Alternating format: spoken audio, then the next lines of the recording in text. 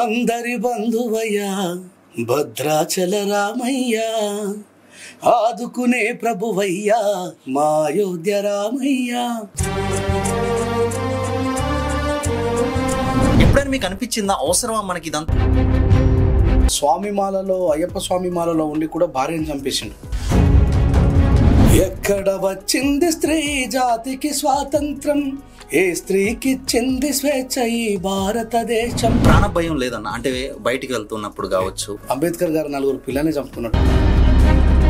Phone చేయడమే తిట్టడం start చేసిండు. అమ్మ అక్క అరే అసలు ఏమనుకుంటున్నారు. అసలు మాట్లాడింది బహిరంగ నరేష్ అయితే మా ఇంటి మీదకి ఎందుకు రావాలో నాకు అర్థం కాదు. దేనికోసం ఈ పోరాటం అంటే మీరేం చెప్తారు? ఆడవాడు ఉంటాడు బ్రోకర్, నాకు ఏదైనా మాట్లాడినప్పుడు మేము హిందూ సంఘాలం అని చెప్పి బహిరంగంగా బాహాటంగా దాడి చేయడానికి ప్రయత్నించే చెత్త నా కొడుకులు. ఇప్పుడు వాళ్ళకే సరిలేదు, వాళ్ళే కొట్టుకుంటున్నారు. గద్దరని ఒక పాట రాస్తాడు, రిక్షా దొక్కే రైమన్నా రాళ్ళు కొట్టే రామన్నా. వేమన్నా రెడ్డి కులానికి చెందిన వ్యక్తి. రాయిని దేవుడు నుంచి మొక్కుతే దీవించ పలుకున విశ్వదాభిరామ వినురవేమ అన్నాడు. భారతదేశంలో బాబాసాహెబ్ అంబేద్కర్ గారు రాసిన రాజ్యాంగానికంటే ముందున్న రాజ్యాంగం పేరు మనుస్మృతి. అసలు బ్రాహ్మణ స్త్రీలకే చదువుకునే అవకాశం లేదు ఆ రోజులలో. అసలు దేనికోసం చేస్తున్నారు? భవిష్యత్తు రాజకీయ ఆలోచన ఏమైనా ఉందా? వాళ్ళని ఫస్ట్ ఓటమి పాలు చేస్తారు, అందుకే రాజకీయంలోకి వస్తారు. రాజ్యాంగ చట్ట సవరణ ప్రకారంగా ఇది గనక ఆమోదం జరిగితే అసలు నష్టం ఏంటి? అసలు జరగని ఎవరు అనుకుంటున్నారు? మాదిగలే. డై హార్డ్ అంబేద్కరిస్ట్ ఎవరైనా మీతో చెప్పి ఎప్పుడైనా బాధపడ్డారు? ఒక బీసీ తన ఇంట్లో తండ్రి ఐఏఎస్ ఆఫీసర్ అయిందనుకో, కథం, ఇంకా వాళ్ళకు క్రిమినల్ ప్రకారం రిజర్వేషన్ వర్తించదు. మరి ఈ అబ్బాయికి కనీసం మెరిట్ లో కొట్టుకునే అవకాశం ఇవ్వాలగా. రాజేష్ అని చెప్పినట్టు రాజ్యాంగబద్ధంగా అయితేనే జరుగుతుంది, నిలబడుతుంది, శాశ్వతంగా ఉంటది. ఎన్ని చూస్తుంటే ఎదట వాళ్ళకి లోకోవట్లేదన్న మనం. న్యాయం గెలుస్తుంది కానీ గెలిచిందంతా న్యాయం కాదు. రాజేష్ అన్న మర్చిపోయి మన వాళ్ళే బయట వాళ్ళని గెలిపించే పరిస్థితి వస్తుంది. అలాంటి వాళ్ళ కోసం నువ్వు ఎందుకన్నా పోరాటం చేస్తావు? ఆ నమ్మకం నాకుంది, చేసి చూపిస్తా చూడండి మీరు. పక్కా. ఎస్.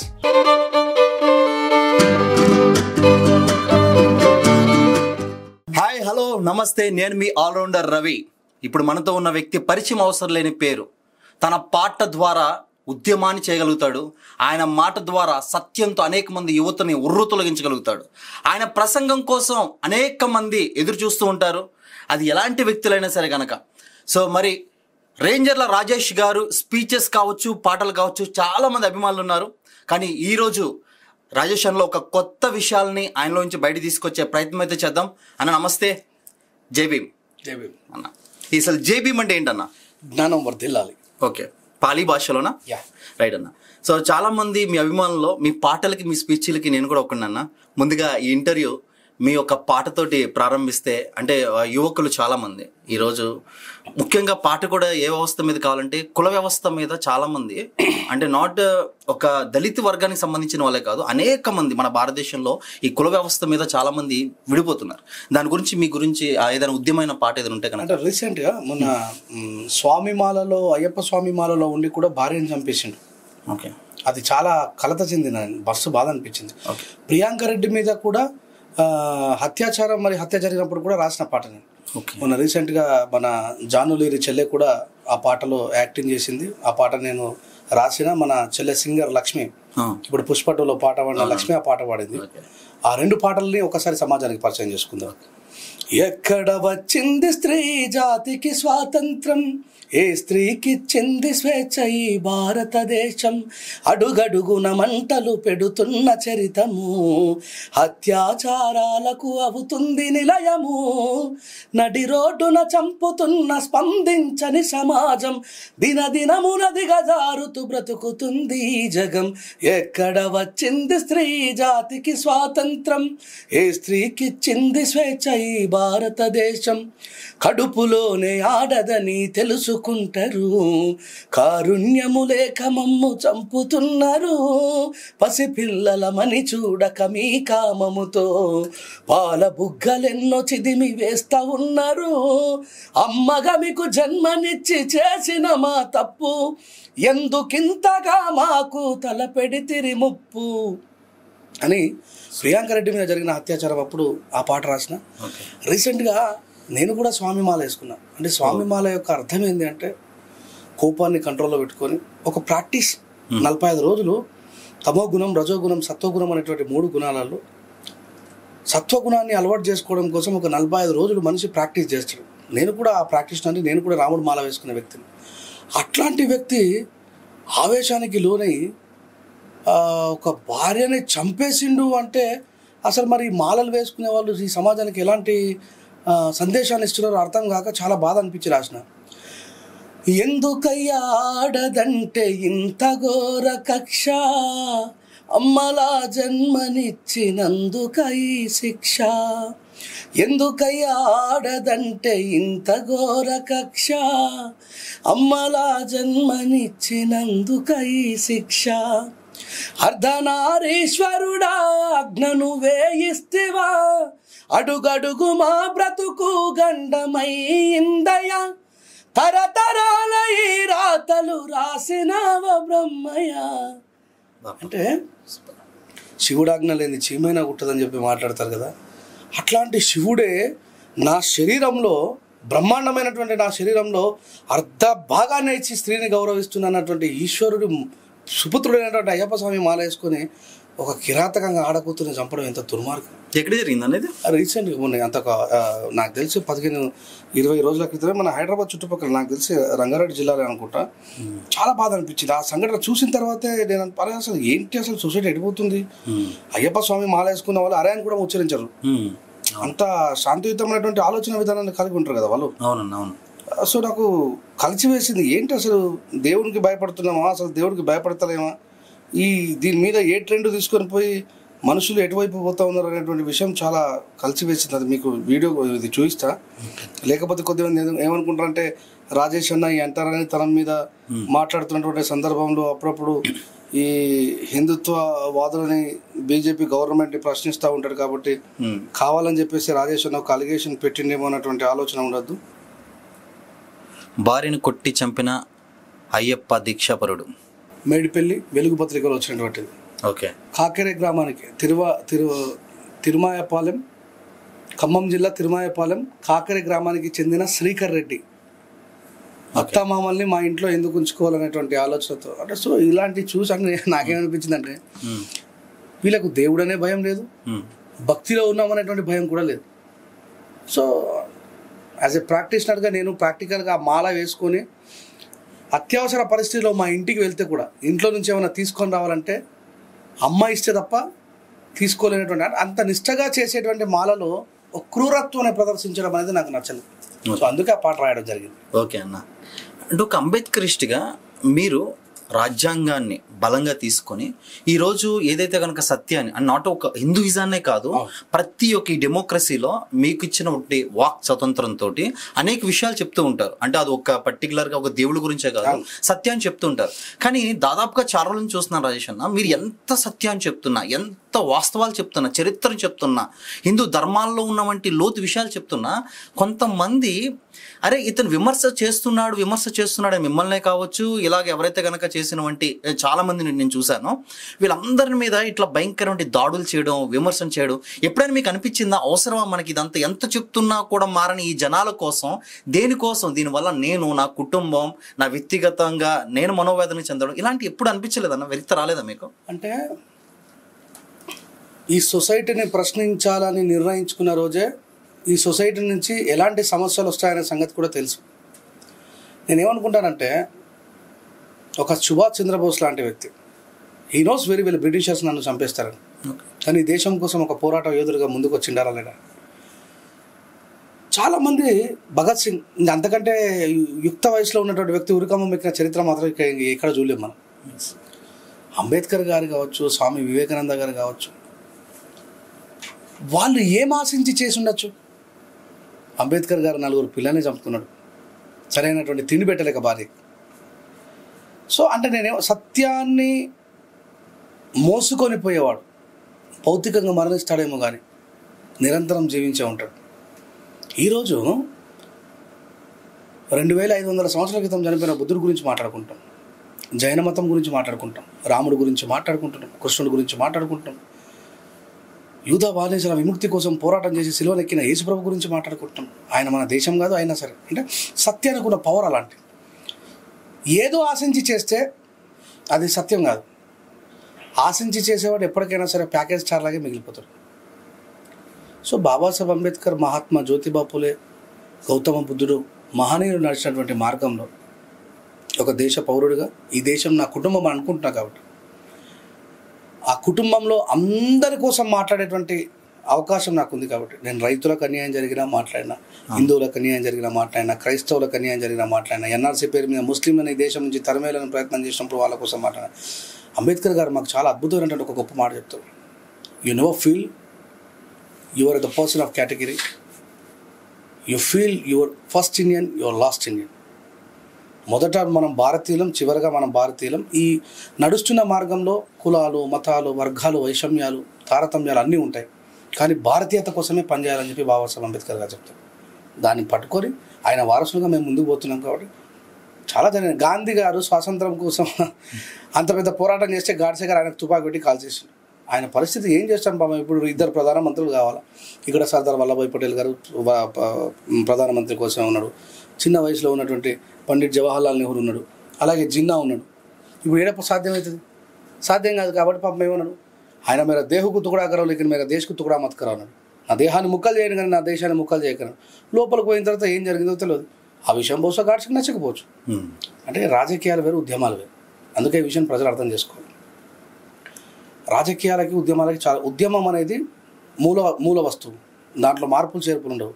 రాజకీయం మూల వస్తువుతో పాటు పైన గార్నిష్ చేసుకుంటూ ఉంటుంది. సో ఆ విషయం భారతదేశ ప్రజలకు అర్థం కాలేదు. అందుకే ఓట్లేసేటప్పుడు వాళ్ళు ఇచ్చే మత్తులో ఉంటారు. అయిపోయిన తర్వాత అబౌవ్ ది వన్ మొత్తుకుంటారు. మళ్ళీ ఏం చేస్తారు? They want to take revenge. 5 సంవత్సరాలకు వెయిట్ చేస్తారు. మళ్ళీ ఆ మధ్యలో జరిగే ఆ 2-3 నెలల తతంగంలో భారత ప్రజలు పడిపోతారు. సో ఇది ఎన్ని సమస్యలు వచ్చినా ఒక భారతీయుడిగా అది మా బాధ్యతను ఫీల్ అవుతాం అంతే. ఓకే, అంటే మీకంటూ ఒక ఫ్యామిలీ ఎమోషన్స్ రీసెంట్గా ఒక ఇంటర్వ్యూలో కూడా చూసాను. బెదిరింపు ఇలా చేస్తున్నారు కుటుంబాన్ని ఇది అని చెప్పేసి అని చూసాను. అంటే ఎందుకు అన్న అంత ఎమోషన్స్ బేస్ లో మీరు? That is a thumbnail. Okay, అంటే అందుకే నేను చాలా సందర్భాల్లో చెప్తాను, మీడియా ఒక ప్రముఖమైనటువంటి పాత్ర పోషించాల్సింది. ప్రతిపక్షం లేని ప్రజల వైపు మీడియానే ప్రతిపక్షం వహించాలంటారు డాక్టర్ బిఆర్ అంబేద్కర్ గారు. మీడియా ప్రజల పక్షం వహించాల్సినటువంటి మీడియా ఈరోజు ఏమైపోయిందంటే టీఆర్పీ రేట్ల కోసం ఏదైనా చేసే స్థాయికి దిగజారిపోయింది. అందరు కాదు, లాట్స్ ఆఫ్ పీపుల్.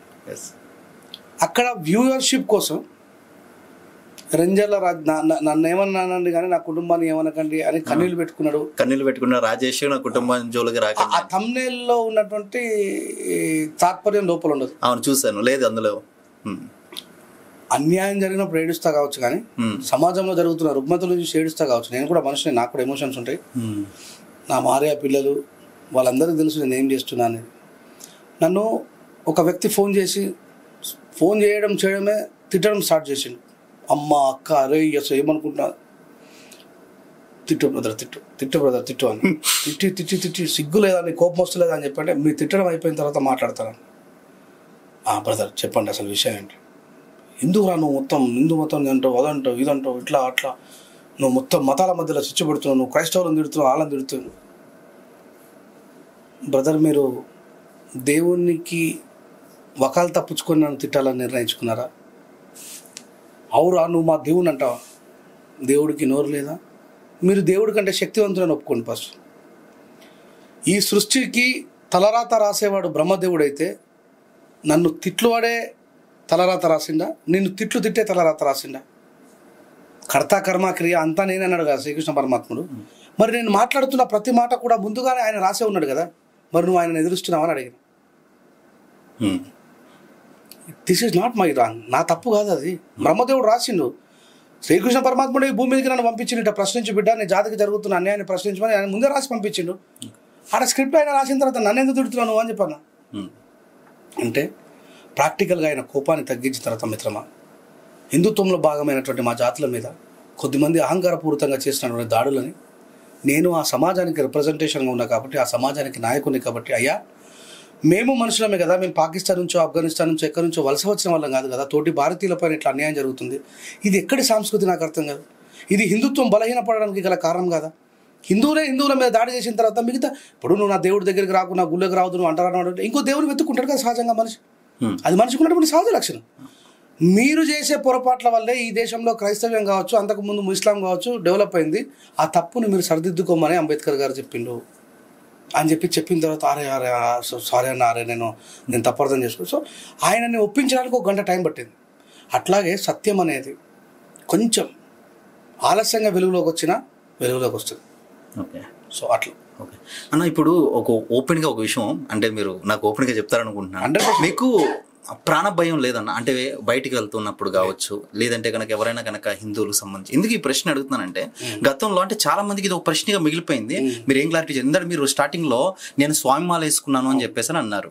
సో దానికి సంబంధించిన ఇంతవరకు కూడా ఎవరు చూడలేదు. మీరు పిక్కుంటే వేసుకున్నది మాకు పంపించండి, మేము చూపిస్తాం. తప్పకుండా నేను మీకు పంపిస్తాను. అయ్యా అత్యంత ఒక్క విషయం, నా ఫ్రెండ్ గారికి ఫోన్ చేస్తాను, నేను మాల వేసుకున్నాను కదా.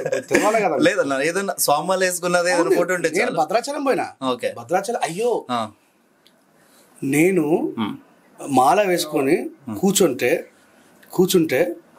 నేను రాత్రి భజనలో పాట పాడుతుంటే ఊర్లో ప్రొద్దున మొత్తం అంతా హోటల్ దగ్గర అరే గడ్డం రాజు నా కొడుకు ఇంత అద్భుతంగా పాడినరా. అప్పుడు కొత్తగా వచ్చింది దేవుళ్ళ మూవీ.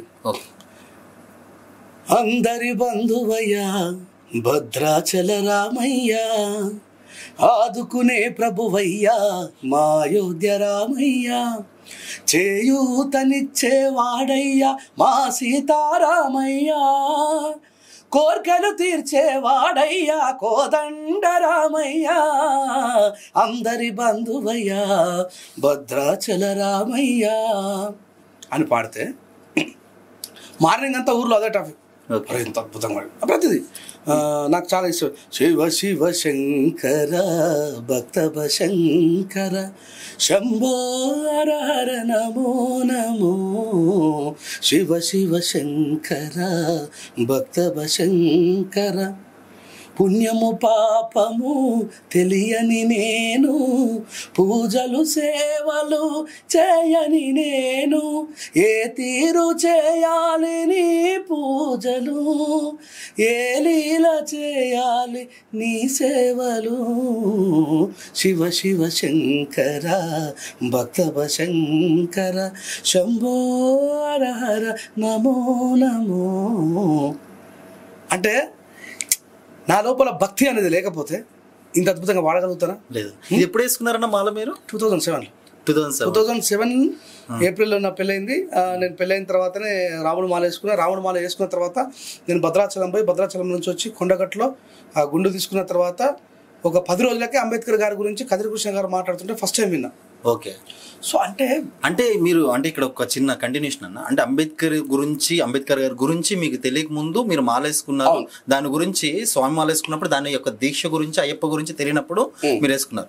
తర్వాత అంటే ఈ విషయం చాలా మందికి ప్రశ్నగా మిగిలిపోయింది. ఇంటర్వ్యూలో మిమ్మల్ని ప్రత్యేకించి అడగలను. బైరి నరేష్ గారు ఎప్పుడైతే కనుక అయ్యప్ప భక్తుల గురించి అయ్యప్ప స్వామి గురించి ఎప్పుడైతే మాట్లాడారో అది చాలా వైరల్ అయిపోయి అరెస్ట్ విషయంలో ఇదంతా చాలా ఇదైపోయింది అన్న. అయిపోయిన తర్వాత ఆయనకి సంబంధించినటువంటి అందరూ సోషల్ మీడియా తెలుసు. ఆ తర్వాత ఇతను మీరు మాట్లాడినటువంటి క్లిప్ కూడా వైరల్ చేసి ఈ యొక్క రేంజ్ల రాజేష్ ఎక్కడున్నాడో పట్టుకోండి, ఇతను దొరకలేదు. దాని తర్వాత మీరు దొరికారా? మీ మీద కూడా ఏదైనా కనుక ఎఫ్ఐఆర్ బుక్ అయిందా? అసలు దాని తర్వాత సీనరీ ఏం జరిగింది? బైరి నరేష్ ఎందుకు సైలెంట్ అయ్యారు? మళ్ళీ మీరు ఎందుకు బయటకు వచ్చారు? ఈ విషయం గురించి క్లారిటీ జనాలకి. ఎగ్జాక్ట్గా నేను చట్టాన్ని మనం గౌరవించాలి కాబట్టి, అంటే చట్టం ఏం చేస్తుందంటే అత్యధిక జనాలకి ఒక వ్యక్తి మీద కోపమైనప్పుడు ఆ వ్యక్తిని రక్షించాల్సిన బాధ్యత తను తీసుకుంటుంది. బైరి నరేష్ యాక్చువల్లీ December 27 నాడు ఈ మ్యాటర్ వెలుగులోకి వచ్చింది. December 27 మ్యాటర్ వెలుగులోకి వచ్చింది.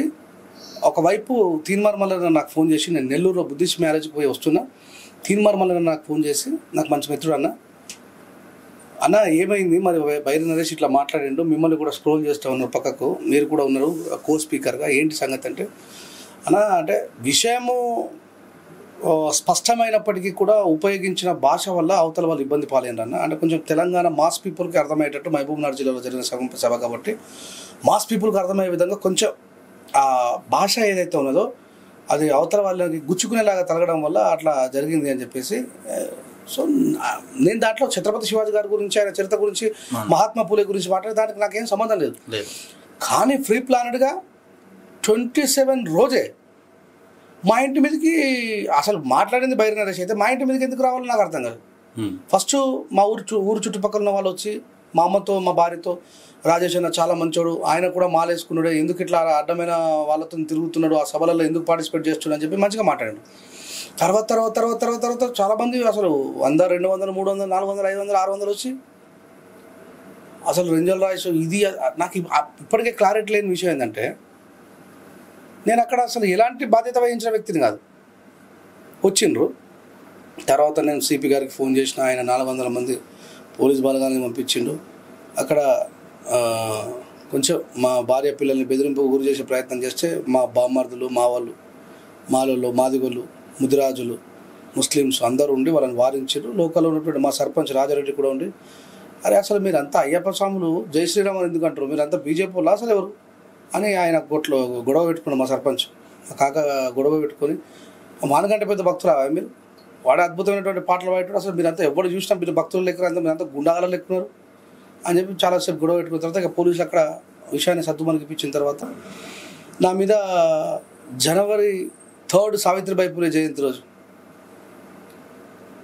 కరోనా తర్వాత మాట్లాడిన సావిత్రిబాయి పూలే విగ్రహావిష్కరణ కోసం పోయినటువంటి నేను కర్ణాటకలో మాట్లాడితే ఏమన్నానంటే, భారతదేశంలో బాబాసాహెబ్ అంబేద్కర్ గారు రాసిన రాజ్యాంగానికంటే ముందున్న రాజ్యాంగం పేరు మనుస్మృతి, మనధర్మ శాస్త్రము. ఆ మనుస్మృతిలో అధ్యాపకం బ్రాహ్మణనామ కల్పయతని రాసుకున్నారు. అంటే విద్య నేర్చుకోవడం, విద్య నేర్పడం రెండు కూడా బ్రాహ్మణుల సొత్తు. తద్వారా ఈ వీడియో చూసిన వాళ్ళ అమ్మలకి నాన్నలకు చదువు వస్తుందేమో కనుక్కోండి, అమ్మమ్మలకి నానమ్మలకు చదువు వస్తుందేమో కనుక్కోండి. అంబేద్కర్ గారు రాసిన రాజ్యాంగం అమల్లోకి వచ్చినాక మన వాళ్ళు చదువుకున్నారు. అంతకన్నా ముందు బ్రాహ్మణులు మాత్రమే చదువుకునే వాళ్ళు. అసలు బ్రాహ్మణ స్త్రీలకే చదువుకునే అవకాశం లేదు ఆ రోజులలో. మరి సరస్వతి అమ్మవారు ఎక్కడ చదువుకున్నారు? ఆమె ఒకవేళ టీచర్ అయితే మ్యూజిక్ టీచరా? ఆమె చేతిలో వీణ ఉంది. ఒకవేళ నేను అజ్ఞానినైతే నాలాంటి కూర్చోబెట్టి జ్ఞానవంతులుగా మార్చాల్సినటువంటి బాధ్యత తీసుకోవాలో తెలియపరు, నాకంటే తెలివి ఎక్కువ వాళ్ళు. కానీ దాడులు చేయడం ఏంటి? నేనేమన్నా కామరూపిణి అని చెప్పి ఎందుకు రాసుకున్నారు? ఇది కేవలం బ్రాహ్మణులకు అర్థమయ్యే భాషలో ఎందుకు రాసుకున్నారు? కామరూపిణి అంటే అర్థమైంది ఆమెను కించపరుస్తున్నారా అన్న. నేను సరస్వతి ప్రశ్నించలేదు తప్ప నేను ఆమె తిట్టలేదు. దాన్ని TV9లో ఆడవాడు ఉంటాడు బ్రోకర్ నాకుడు, ఏం పేరు అని పేరు రజనీకాంత్. ఆడ నా మీద కేసు పెడితే వాడి మీద నేను 1,00,000 కేసులు పెడతాను. జగన్మోహన్ రెడ్డి గారు కోస్తా జిల్లాలో అంబేద్కర్ గారు కోనసీమ జిల్లా అని పేరు పెట్టిండు. ఓ డిబేట్ జరుగుతూ ఉంటే ఆ డిబేట్లో ఏమని మాట్లాడతారు? ఒక జ్ఞానవంతుడైనటువంటి వ్యక్తి, ఈ సమాజం పట్ల అవగాహన రెస్పాన్సిబిలిటీ ఉన్నటువంటి ఒక జర్నలిస్టు దళితుల ఆరాధ్య దైవం అన్నటువంటి అంబేద్కర్ గారి పేరు పెడితే కాపులు ఒప్పుకుంటలేరు. దళితులకు హక్కులు ఇచ్చినటువంటి అంబేద్కర్ గారి పేరు పెడితే కాపులు ఒప్పుకుంటలేరు. కాపులకు దళితులకు మధ్యలో యుద్ధ వాతావరణం ఏర్పాటు చేస్తూ ఉంటే నేను ఒక వీడియోలో మాట్లాడినా, mister Rajinikanth, are you mad? Do you have sense or not? ఇక బుద్ధి ఉందా లేదా? నువ్వు ఎట్లా జర్నలిస్ట్ అయినావా? నాకు అర్థం కాదు. బాబాసాహెబ్ అంబేద్కర్ గారు దళితుల ఆరాధ్య దైవమైంది, మరి ఆర్టికల్ 340 వాళ్ళ కోసం రాసిడు. బాబాసాహెబ్ అంబేద్కర్ గారు is the first law minister of India. ఈ దేశంలో స్త్రీలకు సమానమైన హక్కులు ఇవ్వకపోతే, బీసీలకు 52% రిజర్వేషన్ నేను ఇప్పివ్వకపోతే, నేను మరి ఈ పార్లమెంటులో నేను న్యాయశాఖ మంత్రిగా ఉండి నాకు ఈ పదవి ఏమవసరం? ఏ సమాజం అయితే పీడితున్నారో బీసీలు వాళ్ళకి న్యాయం చేయనప్పుడు, స్త్రీలకు నేను సమానమైన హక్కులు ఇవ్వనప్పుడు నాకు ఈ న్యాయశాఖ మంత్రి పదవి ఎందుకు అని చెప్పి రాజీనామా చేసి పండిట్ జవహర్లాల్ నెహ్రూ ముఖం మీద రాజీనామా పత్రం కొట్టిండు. అలాంటి వ్యక్తి నువ్వు దళితుల ఆరాధ్య దైవం అనేటట్టు యూజ్లెస్ వేళ చదువురాకపోతే చదువుకో అని చెప్పి నేను ఒక వీడియోలో మాట్లాడితే అది చాలా వైరల్ అయింది. దాన్ని ఆయన పెద్ద సెల్ఫీగా తీసుకొని నేను ఇలా చెప్తున్నా, కాపులకు రిజర్వేషన్లు పెట్టిన అయినటువంటి వ్యక్తి దామోదరం సంజీవయ్య, మన ఉమ్మడి రాష్ట్రంలో ఒక ముఖ్యమంత్రి. ఈరోజు ఆ కాపులందరూ ఆయన ఎంత హ్యాపీగా ఆరాధ్య దైవంగా ఫీల్ అవుతారండి. ఆయన విగ్రహాలు పెడతారు కాపులకు బీసీల రిజర్వేషన్ ఇచ్చింది ఎవరు? ఆయన కాదా? ఆయన పోరాటం కాదా? మరి వీనికి ఏం చదువు వచ్చినట్టు? ఈ మాట మాట్లాడినందుకు దాన్ని నా మీద కాన్సన్ట్రేట్ చేసి బైరి నరేష్తో పాటు వీని కూడా టార్గెట్ చేయాలని చెప్పేసి TV9 ప్రొద్దున లేచి నుంచి రాత్రి దాకా రెంజల రాజేష్ సరస్వతి అమ్మవారిని నిందించాడు, రెంజల రాజేష్ సరస్వతి గారిని అవమానపరిచాడు, రెంజల రాజేష్ అట్లా ఇట్లా అని చెప్పి లాస్ట్కి అయితే నా పేరు మీద బాసర బంద్ పెట్టారు. సో మా సంఘాలన్నీ కూడా మనం చట్టాన్ని గౌరవించాలి కాబట్టి నాట్ టు అరెస్ట్ తీసుకునేంత వరకు, నువ్వు ఎలాంటి పొరపాటు చేయలేదు, నేను అరెస్ట్ చేయాల్సిన అవసరం లేదని చెప్పి చట్టం చెప్పేంత వరకు నువ్వు సేఫ్గా ఉండు అంటే నేను సైలెంట్గా ఉన్నాను. మా పెదనాన్న హైకోర్టు వరంగల్ రిటైర్డ్ జడ్జి, ఆయనే నాకు నాట్ టు అరెస్ట్ తీసుకున్న తర్వాత నేను ఇమీడియట్గా రేంజర్లకు పోవాలని చెప్పి నిర్ణయించుకొని చాంగ్మండ్ దగ్గర ఉన్నటువంటి డాక్టర్ బాబాసాహెబ్ అంబేద్కర్ గారి విగ్రహానికి పూలమాల వేసి 109 కార్లతోనే ర్యాలీగా పోయినా. So I should show what is my capability. నేను చూపించాలి, నేను దొంగని కాదు, నేను పారిపోయాను, నేను చట్టాన్ని గౌరవించాను.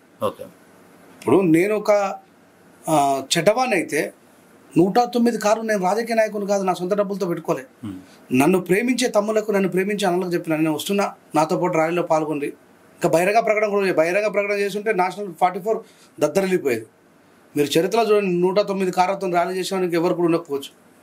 పోయినా నా ప్రజలు, నా వాళ్ళందరితో బాబాసాహెబ్ అంబేద్కర్ గారు దండేసి చెప్పిన, అయ్యా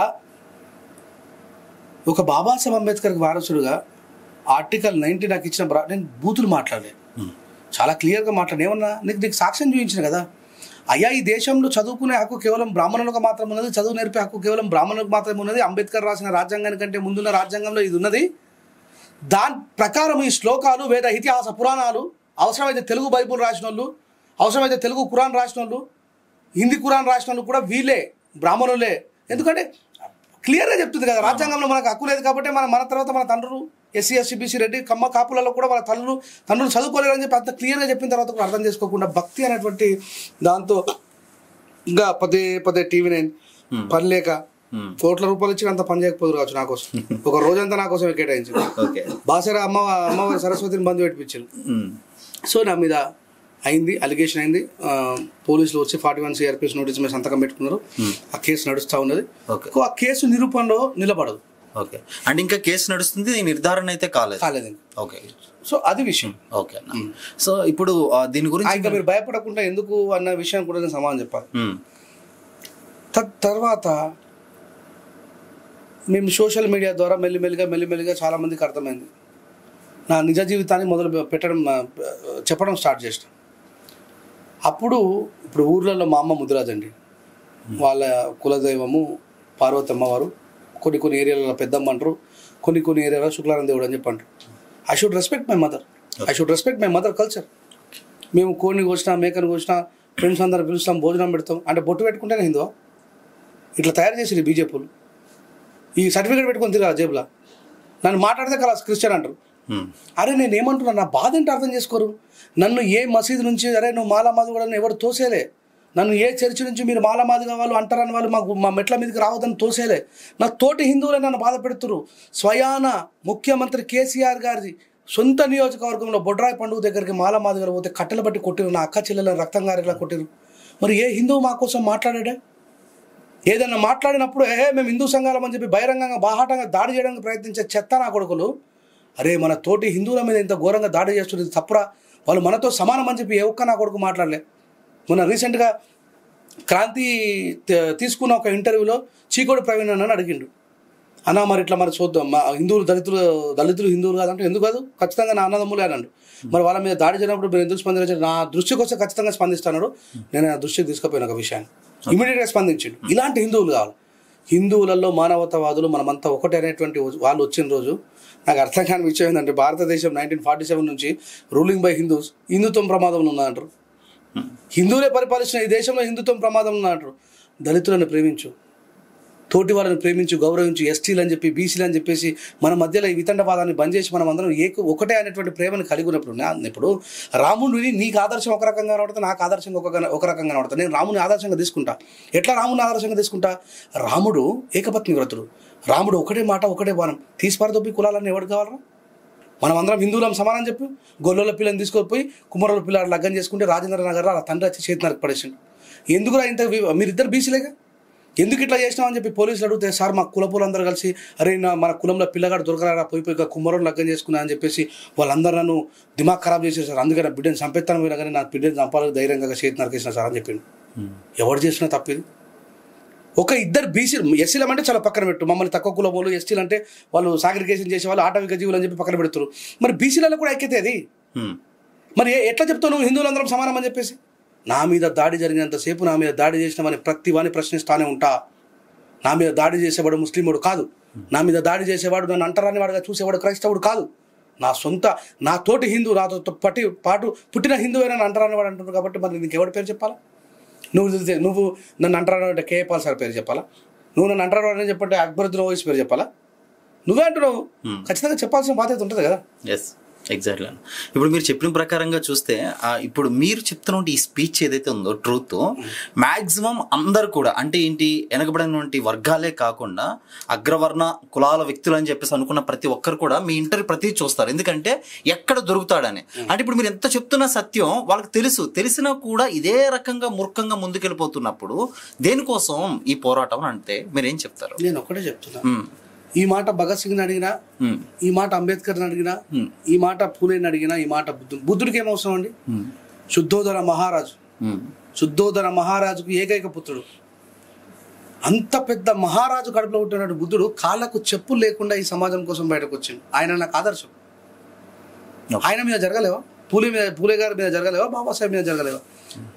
మేము ఒకటి చెప్తానండి, ఒక గొప్ప మాట అంటాడు ఒక కవి, న్యాయం గెలుస్తుంది కానీ గెలిచిందంత న్యాయం కదా. సత్యం వెలుగులోకి రావడానికి కాస్త సమయం పట్టినా చాలామంది ఇప్పుడు ఎందుకు నేను ఆర్టికల్ 340 గురించి మాట్లాడిన తర్వాత అయ్యా ఈ దేశంలో బాబాసాహెబ్ అంబేద్కర్ రాసిన రాజ్యాంగం కేవలం మాలమాదిగోల పుస్తకంగా చిత్రీకరించారు. ఆర్టికల్ 340 ఫస్ట్ ఈ బాబాసాహెబ్ అంబేద్కర్ బీసీల కోసం రాసిండు. గదరని ఒక పాట రాస్తాడు, రిక్షా దొక్కే రైమన్నా, రాళ్ళు కొట్టే రామన్నా, డ్రైవరు మల్లన్న, మాలీ కుమిరన్న, నీకున్న ఆస్తంతా 2 రెక్కలేనన్నా, రెక్కలాడకపోతే డొక్క నిండదోరన్నా. ఈ విషయాన్ని బాబాసాహెబ్ అంబేద్కర్ గ్రహించి ఈ బీసీ సమాజం యొక్క పెట్టుబడి ఏంటంటే ఈ రెక్కలే. చాకలి వాళ్ళ చేతులతోనే బట్టలు ఉతుకుతారు, మంగళ వాళ్ళ చేతులతోనే క్షవరం చేస్తారు, గొల్ల వాళ్ళ చేతిలో కట్టబట్టుకొని గొర్రెం కాస్తారు, కుమ్మరి వాళ్ళ చేతులతో మట్టి విసుకుతారు, కంసాల వాళ్ళ చేతులతో పనిచేస్తారు, వడ్ల వాళ్ళ చేతులతో పనిచేస్తారు. ఏ కులాన నా మాదిగ సమాజం చేతులతో డప్పు కొడుతుంది, నా మాల సమాజం ఇవే చేతులతో పారతో నీరటి పని చేస్తుంది, ఇవే చేతులతో బొందలు తీసి మనుషుల్ని కాలుస్తుంది, బొంద పెడుతుంది. ఈ సమాజం మారాలని కదా అంబేద్కర్ గారు ఎంత గొప్ప ఆలోచన. The largest community in the country BCs అని చెప్పి వాళ్ళ కోసం ఫస్ట్ ఆర్టికల్ 340 ప్రకారం రిజర్వేషన్ రాసిందంటే ఇప్పటి పిల్లలకు అర్థమవుతుంది. వాడు గూగుల్లో సెర్చ్ చేస్తుండే రంజన్ రాయేష్ గారు చెప్తుంది నిజం అబద్ధం కొడితే అరే అమ్మ నిజమే కదా. వాళ్ళకు 15%, అంబేద్కర్ మనకి 27% రాసిండు. అరే అంబేద్కర్ మంచోడేరా. ఎస్, టెక్నాలజీ డెవలప్ అయిన తర్వాత మనం చదువుకునేటువంటి పుస్తకాలలో ఎక్కడుందండి? రాజా రామ్మోహన్ రాయ్ గురించి ఉంటుంది, అన్నమయ్య కీర్తనలు ఉంటాయి, త్యాగరాజ కీర్తనలు ఉంటాయి. ఈ దేశంలో సత్యాన్ని చంపేసింది, ఈ దేశంలో సత్యాన్ని దాచిపెట్టారు. ఇప్పుడు మామూలుగా ఎంత గొప్ప మేధావినైనా వేమన గారి కవిత్వాలు ఏమంటే ఏమని చెప్తారు? ఉప్పు కప్పు రంబున ఒక పోలిక నుండు, చూడ చూడ రుచుల జాడ వేరు, పురుషులందు పుణ్య పురుషులే వేరయ్యా, విశ్వదాభిరామ వినరవేమ. వేమన్న రెడ్డి కులానికి చెందిన వ్యక్తి. ఎంత గొప్పగా ప్రశ్నించాడో తెలుసా? రంగు రాళ్లను తెచ్చి రమ్యమవు గుడి కట్టి రాతి ప్రతిమల చేసి ఖ్యాతిగాను, రాయిని దేవుడు నుంచి మొక్కుతే దీవించ పలుకున విశ్వదాభిరామ వినురవేమ అన్నాడు. ఈ విషయం ఒక రెడ్డి అని చెప్తుండు. పిండంబులను చేసి పితరుల తలపోసి కాకులకు పెట్టేటి గాడిదులారా, పిండంబులను చేసి పితరుల తలపోసి కాకులకు పెట్టేటి గాడిదులారా, పియ్యి తినే కాకి పితృడెట్లాయరా, విశ్వదాభిరామ వినురవేమ అన్నాడు. ఈ సత్యం ఎవరికని తెలుసా? వేమన రాసింది లేదు, ఎవరు తెలియదు. ఉత్త బుర్రగాని ముచ్చట్లు చెప్తారు. అందుకే అంబేద్కర్ లాంటి మహానుభావుడి యొక్క చరిత్రను దాచిపెట్టడం వల్ల, అందుకే మన ఇంటర్వ్యూ ద్వారా పిల్లలకు ఒక ఆలోచన పోవాలి. ప్రతి స్కూల్లో సిలబస్కు సంబంధించినటువంటి సిలబస్ నేర్పుతూ ఉంటారు, కానీ ప్రతి స్కూల్లో ఒక గ్రంథాలయం ఉంటుంది. ఎవడైనా గ్రంథాలయం వైపు అడుగులేస్తే ఆ గ్రంథాలయంలో చదివిన వాడికి ప్రపంచం అర్థమవుతుంది. ఆ గ్రంథాలయం వైపు అడుగులేసిన వాడికి రాజేష్ అన్న ఏం మాట్లాడుతున్నాడో, బైరి నరేష్ అన్న ఏం మాట్లాడుతున్నాడో, గరికపాటి గారు ఏం మాట్లాడుతున్నారో విషయం క్లియర్గా అర్థమవుతుంది. ఆ విషయాలను అర్థం చేసుకోవాలి. నేను ఏమంటున్నా, రాముణ్ణి యథాదృష్టి తథాదృశ్యం. నీకు పితృవాక్య పరిపాలకుడిగా కనిపించిన రాముడు నాకు ఒకటే మాట మీద నిలబడ్డ రాముడు కనబడుతుంది. ఈ దేశంలో కులాలు వద్దు బిడ్డ, మీరందరూ మనుషులుగా జీవించమన్న రాముడు నాకు ఇష్టం. నా రాముడు మనుషుల్ని ప్రేమిస్తే నీ రాముడు మనుషుల్ని చంపుతున్నాయో చూసుకోవాలని చెప్తున్నా. మాలలో ఉండి పిల్లల్ని చంపేంత కిరాతకాన్ని సృష్టిస్తున్నారంటే మిమ్మల్ని మతవాదులను ఎట్లా ఒప్పుకోవాలని నేను కదా. ఎగ్జాక్ట్లీ. సో ఇప్పుడు ప్రజెంట్ ట్రెండింగ్ టాపిక్లోకి వద్దామన్నా. ఈ ట్రెండింగ్ టాపిక్లో చాలా మందికి అంటే జనాలు అర్థం చేసుకునే వాళ్ళ పాయింట్ ఆఫ్ వ్యూలో అడుగుతున్నాం మిమ్మల్ని. చాలా మంది ఏ ఒక్క హిందూ ధర్మాల గురించి మీరు మాట్లాడుతున్నారో, ఎవరైతే కనుక మిమ్మల్ని విమర్శిస్తున్నారో వాళ్ళు సూటిగా మిమ్మల్ని అడుగుతున్నట్టు ప్రశ్న ఏంటంటే, కామెంట్స్లో కూడా నేను కొన్ని చూశాను, ఏ వెనకబడిన వర్గాల కోసం అయితే కనుక ఇన్ని రోజులు రాజేష్ అన్న పోరాటం చేశారో ఇప్పుడు వాళ్ళకే సరిలేదు, వాళ్ళే కొట్టుకుంటున్నారు. దానికి గల కారణం ఏంటంటే ఎస్సీ వర్గీకరణలో ఏబిసిడి సంబంధించిన దాంట్లో ఒక పక్కనేమో అన్నేమో మందకృష్ణ మాదిగన్న పోరాటం చేస్తున్నారు. ఆయన అడుగుతున్న ప్రశ్న ఏంటంటే, అరే మాలలు అత్యధిక ధనవంతులు, శక్తివంతులు, ఉద్యోగ పరంగా, అభివృద్ధి పరంగా, వ్యాపార పరంగా, ధనపరంగా వాళ్ళు డెవలప్మెంట్లో ఉన్నారు. ఎక్కడ వెనకబడిన వర్గాలేమో వీళ్ళకేమో ఏమీ లేదు. ఈ వర్గీకరణ జరిగితేనే వీళ్ళకి మేలు జరిగిద్దని చెప్పేసి అంటారు. కానీ మీ వాదన ఏంటంటే కనుక వర్గీకరణ జరగకూడదని. కానీ మనకి సుప్రీంకోర్టుకి సంబంధించి గతంలో అంటే ఇప్పుడు ఏం జరిగింది అనేది మీరు చెప్తారు. గతంలో మాత్రం ఖచ్చితంగా వర్గీకరణ కోసం సుప్రీంకోర్టు అనేది ఆర్డర్స్ ఇచ్చేసింది. తెలంగాణలో సీఎం రేవంత్ రెడ్డి గారు కూడా దీనికోసం గట్టి పోరాటం చేస్తున్నారు. అసలు ఇదంతా చూస్తుంటే హైందవులకి సత్యం తెలియని వాళ్ళకేమో మీరు ఒక చులకన, మీకేమో ప్రశ్న. కానీ రాజేష్ అన్న పాయింట్ ఆఫ్ వ్యూ నేను అబ్జర్వేషన్ చేస్తే మీరు చాలా బ్యాలెన్స్డ్గా ఉన్నారు. మనం ఈ స్టేటస్లో చూస్తే మన యొక్క మాల గర్జనలో ఒక వ్యక్తి మందకృష్ణ మాదిగని తిట్టారని చెప్పని మీరు చాలా ప్రశ్నించారు. అంటే నా పాయింట్ ఏంటి, ఇక్కడ కేవలం ఈ యొక్క ఉద్యమం అనేది వ్యక్తిగతం కాదు, ఐక్యత కోసం అని. అసలు ఈ పాయింట్ ఆఫ్ ఓవరాల్ సినారియోలో ఒక ప్రశ్నగా మారిపోయింది నాకు, జనాలకి. ఏం చెప్తారన్న క్లారిటీ? 30 సంవత్సరాల క్రితం కారం చెడు అనేటువంటి ఒక సంఘటన జరిగింది భారతదేశంలో. మాదిగ గూడెం మీద కమ్మలు దాడి చేసి మగవాళ్ళని ముక్కలుగా నరికి ఆడవాళ్ళని వివస్త్రాలను చేసి బజార్లెంబట పరిగెట్టించి వయస్సు అనే తారతమ్యం లేకుండా దొరికిన వాళ్ళని దొరికినట్టుగా రేపు చేసిండ్రు. ఎవరిని? మాదిగ గూడెం మీద. ఎస్. అత్యంత ప్రభావితమైనటువంటి తెలుగు ప్రజలు, మళ్ళీ చెప్తున్నా, అత్యంత ప్రభావితమైనటువంటి తెలుగు ప్రజలు, అందులో మాల వాళ్ళు నాయకత్వం వహిస్తారు. కత్తి పద్మారావు గారు, బొజ్జ తారకం గారు. అప్పుడు మందకృష్ణ ఇంకా లైమ్ లైట్లోకి రాలేదు. ఆయన నక్సలిజంలో పనిచేస్తూ బహుశా ఉండొచ్చు, బయటకు వచ్చి ఉండొచ్చు. భారతదేశ చరిత్రని బొజ్జ తారకం గారు, కత్తి పద్మారావు గారు మాదిగల్ని ఏకం చేసి ఆ చచ్చిపోయిన ముక్కల్ని తీసుకొని భారతదేశ పార్లమెంటు వ్యవస్థ ముందర నిలబడి ప్రశ్నించి గర్జించింది. అయ్యా, ఈ దేశంలో మేము ప్రశ్నిస్తే మా పరిస్థితి ఇది అని చెప్పేసి. మాలలు ఆయన చెప్పినట్టుగానే బలవంతులు, ఆయన చెప్పినట్టుగానే ధనవంతులు, ఆయన చెప్పినట్టుగానే త్యాగపరులు, ఆయన చెప్పినట్టుగానే పోరాట వీరులు, ఆయన చెప్పినట్టుగానే భారతదేశ చరిత్రని అతలాకుతలం చేసి దేశంలో ఉన్నటువంటి ఎస్సీ ఎంపీలని, దళిత ఎంపీలందరినీ ఏకం చేసి ప్రజాకోర్టు వేయించారు. అప్పుడు వచ్చింది SC ST atrocity prevent act. దాని తర్వాత మాదిగలు లక్షలాదిగా మీటింగ్లు పెట్టుకోవడం స్టార్ట్ చేశారు. ఒక భారీ విజయాన్ని సాధించినటువంటి వ్యక్తులు. బాబాసాహెబ్ అంబేద్కర్ గారి తర్వాత మరొకసారి ఆయన బిడ్డలు సాధించిన విజయం ఏంటి అంటే ఎస్సీ ఎస్టీ ప్రివెంట్ యాక్ట్ అని చెప్పుకోవచ్చు. భారతదేశంలో ఉన్న 28 రాష్ట్రాలు చేయలేని ఒక గొప్ప విప్లవాన్ని సృష్టించింది ఆంధ్రప్రదేశ్. ఆంధ్రప్రదేశ్ పేరు చెప్తే వణికిపోవడం మొదలైంది. అమ్మా, మాదిగలు చాలా అద్భుతమైనటువంటి జ్ఞానవంతులు. అక్కడ ఆ కమ్మల లోపల భయం మొదలైంది. దగ్గుపాటి చెంచురామయ్య అనేటువంటి వ్యక్తిని ఒక మాల యువకుడు తుపాకీతో కాల్చి చంపేశాడు. ఈ మాదిగల్ని వదిలేస్తే నా కొడుకులు రాజ్యమేలేలా ఉన్నారనేటువంటి ఆలోచన ఉండగానే ఇమీడియట్లీ అప్పటికే ఉత్తరప్రదేశ్ ఒక అత్యధికమైనటువంటి విప్లవాన్ని సృష్టించిన కాంశీరామ్ గారు ఉత్తరప్రదేశ్ తర్వాత ఆంధ్రప్రదేశ్ అని చెప్పి ఆంధ్రప్రదేశ్లోకి రావడం జరిగింది. ఈ మాదిగలు రాజకీయ అధికారం కోసం ముందుకు పోతా ఉన్నారు. భారతదేశంలో ఒక అద్భుతమైనటువంటి ప్రగతి సాధించిన వాళ్ళు వీళ్ళ లోపల విభజన తీసుకురావాలనేటువంటి ఆలోచనతో మందకృష్ణ మాదిగ అనేటువంటి వ్యక్తిని తయారు చేశారు కమ్మలు. వాళ్ళ మధ్యలో విభజన జరగాలని మందకృష్ణ మాదిగ అనేటువంటి వ్యక్తిని లైమ్ లైట్లోకి తీసుకొచ్చి, ఏ కారం చేడులోనైతే మాదిగ పల్లె మీద ట్రాక్టర్ల మీద బరిసెలు బల్లెలు పట్టుకుని వచ్చి నరికినరో, మందకృష్ణ మాదిగ గారి మీటింగ్కి అవే ట్రాక్టర్ల మీద మాదిగల్ని చేరవేయడం స్టార్ట్ చేసింది. కాలక్రమేణా ఫస్ట్ అది మొదలైంది మాదిగ రిజర్వేషన్ పోరాట సమితి కాదు, దండోరా ఉద్యమం.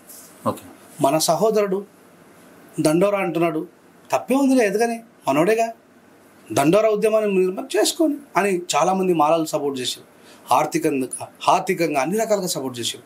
మెల్లిమెల్లిగా ఆయన పుంజుకుంటూ డివైడెన్స్ రూల్స్ పాలసీ అనేటువంటి స్కీమ్ మీద ఎంఆర్పిఎస్ని స్థాపించడం స్టార్ట్ చేశారు. మాదిగ రిజర్వేషన్ పోరాట సమితి. మీకు సింపుల్ ఒక చిన్న ఎగ్జాంపుల్ చెప్తాను. భారత రాజ్యాంగం ఏమో అమల్లోకి వచ్చింది 1950లో. అప్పటికి 1950లో అమల్లోకి వచ్చిన తర్వాత ఒక స్టూడెంట్ 50లోనో 51లోనో అడుగు పెట్టాడు అనుకోండి, వాడు ఉద్యోగానికి ఎలిజిబిలిటీ సాధించేంత వరకు 72 నుంచి 75 సంవత్సరాల కాల పరిమితి పడుతుంది. లోకోర్ కమిషన్ అనేటువంటి ఒక కమిషన్, ఈ మందకృష్ణ చెప్తారు, మా కృష్ణ లోకోర్ కమిషన్లోనే మాలలకే అధికంగా లాభం జరిగింది, అసలు మాదిగలకు లాభమే జరగలేదు అని చెప్పి మాట్లాడతారు. 1969లో లోకోర్ కమిషన్ వేసిండ్రు. ఇక్కడ మాలమది కూడా చదువుకోవడం ప్రారంభించింది ఎప్పటి నుంచి? 50 నుంచి. వాడు ఓ డిగ్రీ పాస్ అయ్యి సార్ నేను పలానా ఉద్యోగానికి హాజీ పెట్టుకుంటానని స్టేటస్ రావాలంటే 72 నుంచి 75 సంవత్సరాల టైం పడుతుంది. మరి 69లోనే మాలలు దోసుకొని తిన్నారని స్టార్ట్ చేసాడు. అసలు 69లో ఎవరికైనా ఉద్యోగాలు వచ్చినాయా? వీడికి ఉద్యోగం స్టార్ట్ అయిందే 50లో కదా రిజర్వేషన్. అది ఆ రిజర్వేషన్ ఫలాలు అందుకొని ఆ మనిషి ఉద్యోగానికి ఎలిజిబిలిటీ సాధించాలంటే 72 నుంచి 75 వరకు పడుతుంది. 1972 to 75. లోకోర్ కమిషను ఎందుకోసం వేసిండ్రు? సవర్ణల కోసం వేసిండ్రు. ఇక్కడ ఎస్సీలుగా పిలువబడుతున్నటువంటి మాలామాదిగలు ఇమీడియట్లీ మహారాష్ట్రకి వెళ్తే వాళ్ళు చాకలి వాళ్ళు అవుతారు. అక్కడ చాకలి వాళ్ళు ఎస్సీలు. ఇట్లా కర్ణాటకకు వెళ్తే ఇట్లా ఒక్కొక్క ఏరియాలో దాన్ని సవరించడం కోసం ఒకవేళ అక్కడ ఇక్కడ అక్కడ కాకుండా ఉండాలి, దాన్ని ప్రతిష్టాత్మకంగా తీసుకుపోవాలని ఒక లోకోర్ కమిషన్ వేస్తే మా కృష్ణని ఏమని చెప్తారంటే లోకోర్ కమిషనే చెప్పింది 69లో ఈ మాలలు దోసుకొని తిన్నారని. అని అసలు మాలోడికి మాదివాడికి ఉద్యోగమే రాలేదు అప్పుడు. ఈరోజు రెంజల రాజేష్ ఎందుకు అంత గ్రామటికల్గా మాట్లాడుతున్నాడు? 30 సంవత్సరాల క్రితం కృష్ణన్న, చంద్రబాబు నాయుడు అనేటువంటి దుర్మార్గులు వీళ్ళంతా కలిసి మాదిగలను విభజించడంలో సక్సెస్ అయినరు. 2000 సంవత్సరంలో సెంట్రల్కి తప్ప స్టేట్కి అధికారం లేదు, ఆర్టికల్ 341ని ధ్వంసం చేసేది. ఆ రోజు 2000లో పెద్ద మనుషులు కత్తి పద్మారావు బొజ్జ తారకం సార్ గారు ఎంత చెప్పినా అది సత్యం ప్రచారంలోకి రాలేదు. సోషల్ మీడియా అంతా స్ట్రాంగ్ లేదు. ఇప్పటికీ కూడా చూడండి మీరు, కృష్ణ ఏదైనా మాట్లాడితే ఈనాడులో వస్తుంది, అవునవును, కృష్ణ ఏదైనా మాట్లాడితే టీవీ5లో వస్తుంది, వివేకన్న రాజేష్ అన్న మాట్లాడితే రాదు. అంటే అవి కమ్మోలు సహకరిస్తుంది. ఇప్పటికీ కూడా ఉద్యమాలకని అర్థం చేసుకోలేదు. పిచ్చోళ్ళం మేము కాదు కదా. మేము ఒకసారి అసలు సంగతి ఏంది, ఇది ఏంది, ఇది 2000 చంద్రబాబు నాయుడు గారు పెట్టిన తర్వాత 2004లో ఎందుకు పోయింది? ఏ చంద్రచూడ్ గారు అయితే ఈరోజు సుప్రీంకోర్టు గైడ్ లైన్స్ ఇచ్చిరని మాట్లాడుతున్నారు. Guide lines it is a suggestion only, it is not a judgement. సలహాలు సూచనలు ఇచ్చిండ్రు, తీర్పు ఇవ్వలే. ఈ సలహాల సూచనలలో ఒకవేళ అవసరమైతే చేసుకునే అవకాశం ఉంటే చేసుకోవచ్చు అన్నాడు. ఈయన ఇచ్చిన ఆయన ఎవరు? మళ్ళా చంద్రచూడు. 2000లో చంద్రబాబు నాయుడు గారు సెంట్రల్కి సంబంధం లేకుండా బలవంతంగా రిజర్వేషన్లు ఇస్తే కొట్టేసింది ఎవరు అనుకుంటారు? ఈ చంద్రచూడ్ గారు తండ్రి, ఫాదర్ ఆఫ్ చంద్రచూడే. రాష్ట్రాలకు అధికారం ఎక్కడేందురా, యూజ్లెస్ ఫెలో, బంద్ చేయండి అని చెప్పేసి చంద్రబాబు నాయుడు గారు ఫైన్ వేసిండు. అదే తీర్పు అదే ఇప్పుడు సలహాలు సూచనలు ఎవరు ఇచ్చిండ్రు? మళ్ళా చంద్రచూడ్ గారు ఇచ్చిండ్రు. ఈ చంద్రచూడ్ గారు ఏ రోజు ఇచ్చిండ్రు? ఆగస్టు 1వ తారీఖు నాడు ఇచ్చిండ్రు. ఈయన పదవి కాలం ఎప్పుడైపోయింది? నవంబర్ 10కి అయిపోయింది. అంటే సహజంగా అక్రమాలు చేసేటువంటి ఆఫీసర్లంతా లాస్ట్లో చేస్తారా చేయరా? నా దృష్టిలో ఇది కూడా అదే అనిపించింది. అయిపోయింది, సలహాలు సూచనలు ఇచ్చిండు ఒకటి. మరి సలహాలు సూచనలు ఇచ్చిండా, తీర్పు ఇచ్చిండా? మరి ఆయన ఇచ్చిన 500 పేజీలు ఏమున్నదో చదవాలి మనం. క్రిమిలేయర్ పెట్టమంటుండ్రు. ఒక వ్యక్తి ఒకటేసారి రిజర్వేషన్ ఉపయోగించుకోవచ్చు. 10,000 కోట్లు ఇస్తారా మా జీవితాలు మారడానికి? ఇంకా నా మాదిగ సమాజం చెప్పులు వేసుకోలేని కాళ్ళతో నడుస్తూ ఉన్నది. ఇంకా నా మాల సమాజం కుండ మీదకి ఒక రోజు కూలికిపోతే తప్ప బువ్వలేని పరిస్థితిలో ఉన్నది. నువ్వు ఎట్లా క్రిమిలేయర్ పెడతావు? బీసీలకు క్రిమిలేయర్ పెట్టడమే తప్పు, కానీ నా బీసీ సమాజానికి ఆ సోయి లేదు. ఈరోజు ఒక బీసీ తన ఇంట్లో తండ్రి ఐఏఎస్ ఆఫీసర్ అయిందనుకో, కథం, ఇంకా వాళ్ళకు క్రిమిలేయర్ ప్రకారం రిజర్వేషన్ వర్తించదు. మరి ఈ అబ్బాయికి కనీసం మెరిట్లో కొట్టుకునే అవకాశం ఇవ్వాలగా? వీడు బీసీ కాదు, మెరిట్ కాదు, కథం అయిపోయింది వాని జీవితం. ఈ విషయాన్ని పసిగట్టలేకపోతున్నది నా సమాజం. ఈరోజు ఆయన చెప్తుండు ఆ సలహాలు సూచనలలో క్రిమిలేయర్ పెట్టండి, ఎస్సీలకు టైం బాండింగ్ విధించండి. ఈ విషయాన్ని చదవాక మా కృష్ణన్న నేనేదో విజయం సాధించినాను. ఇదే విశ్వరూప మహాసభ పెట్టి నరేంద్ర మోడీ గారిని పిలవడానికంటే ముందు అదే నరేంద్ర మోడీ గారి మంత్రి గారు అయినటువంటి వ్యక్తి పార్లమెంట్లో తప్ప ఏబిసిడి వర్గీకరణ చేసే అధికారం మాకు లేదన్నాడు. రీసెంట్గా జరిగిన పార్లమెంట్ సమావేశాలలో వాళ్ళ లా మినిస్టర్ చెప్తా ఉన్నాడు, స్టేట్ గవర్నమెంట్ చేస్తే మేము ఒప్పుకోమని. అంటే నువ్వు పెట్టిన సభ కంటే ముందు ఒప్పుకుంటలేరు, నువ్వు పెట్టిన సభ విజయవంతమైన తర్వాత కూడా ఒప్పుకుంటలేరు. చంద్రచూడ్ గారు ఇచ్చిన సలహాలు సూచనల తర్వాత కూడా పార్లమెంట్లో లా మినిస్టర్ ఒప్పుకుంటలేడు. కృష్ణన్న, మరి నువ్వు మోసపోతున్నావా? తెలిసే నీ సమాజాన్ని మోసం చేస్తున్నావా? ఒక అంబేద్కరిస్ట్గా అబద్ధానికి నిజానికి మధ్య ఉన్నటువంటి సత్యాన్ని ఈ సమాజానికి ప్రచారం చేయాల్సిన బాధ్యత నాపై ఉంది కాబట్టి నేను మాట్లాడుతూ ఉన్నా. ఇలా మాల సమాజం కూడా ఆ విషయాన్ని అర్థం చేసుకుంటలేదు. కృష్ణన్న నిజంగానే కొన్ని విషయాలలో చాలా పకడ్బందీగా పోరాటం చేసిండు. కేసీఆర్ గారు తీసుకుపోయి ఆయన జైల్లో పడేస్తే నేను కేసీఆర్ గారికి వ్యతిరేకంగా దిష్టి బొమ్మలు దానం చేసిన ఆయన విడుదల చేయాలని చెప్పేసి. ఇప్పుడు నా మాదిగ సమాజం నేను కృష్ణన్నని ఎస్ అబ్సల్యూట్గా చెప్తున్నాను, అంబేద్కరిస్ట్ అనేవాడు నిజాన్నే మాట్లాడతాడు. నేను మాలల సింహగర్జన రోజు క్లియర్గా మాట్లాడినా, కృష్ణన్న మంద కృష్ణన్న నువ్వు మాలలు మనువాదులు అంటున్నావు, మనువాదుల బూట్లు నాకుతున్నది ఎవడు, మనువాదుల సంఖ నాకుతున్నది ఎవడు? నేను మాలోని వివేక్ వెంకటస్వామి మాలైన కాబట్టి మాల అనేటువంటి రిజర్వేషన్ ద్వారా వాళ్ళ తండ్రి ఆయన ఆ లబ్ధి పొందుతున్నారు కాబట్టి అంబేద్కర్ గారు ఇచ్చినటువంటి రిజర్వేషన్ వల్ల ఆయన పారిశ్రామికవేత్తగా ఎదిగింది కాబట్టి డబ్బులు పెట్టాల్సినటువంటి బాధ్యత ఆయనపై ఉన్నది కాబట్టి ఆయన దగ్గరికి పోయినాం.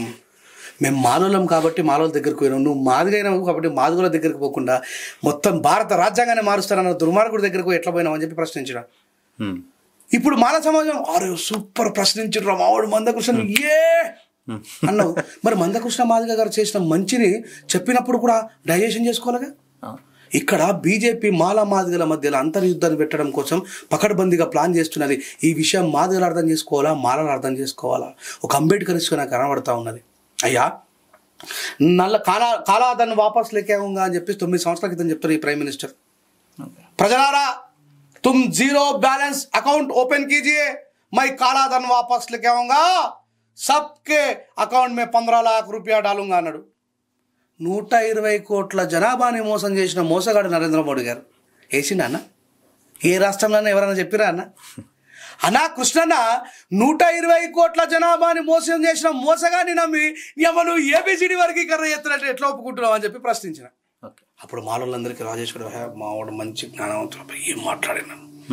అదే ఈ తెలంగాణ పోరాటంలో ఒక వెన్నుముక లాంటి పాట ఇచ్చిన గూడంజనని పుడితే ఒకటి సత్య రెండు రాజిగా ఒరి రాజిగా ఎత్తుర తెలంగాణ జెండా రాజిగా ఒరి రాజిగా అని ఒక అద్భుతమైనటువంటి గీతాన్ని అందించిన గూడంజన చచ్చిపోతే ఈ కేసీఆర్ గారి ప్రభుత్వం ఉన్నటువంటి ఒక మాల మాదిగా నా కొడుకు ఎమ్మెల్యేలు ఎంపీలు కనీసం ఆయనకు సంఘీభావం తెలపడానికి పోలే. కేసీఆర్ గారు గవర్నమెంట్ లాంఛనాలతో ఆయన చావు చేయాల్సిన బాధ్యత ఉందా లేదా? ఎగ్జాక్ట్లీ. కానీ ఈ మందకృష్ణ ఆ పాడిని మోసిండు.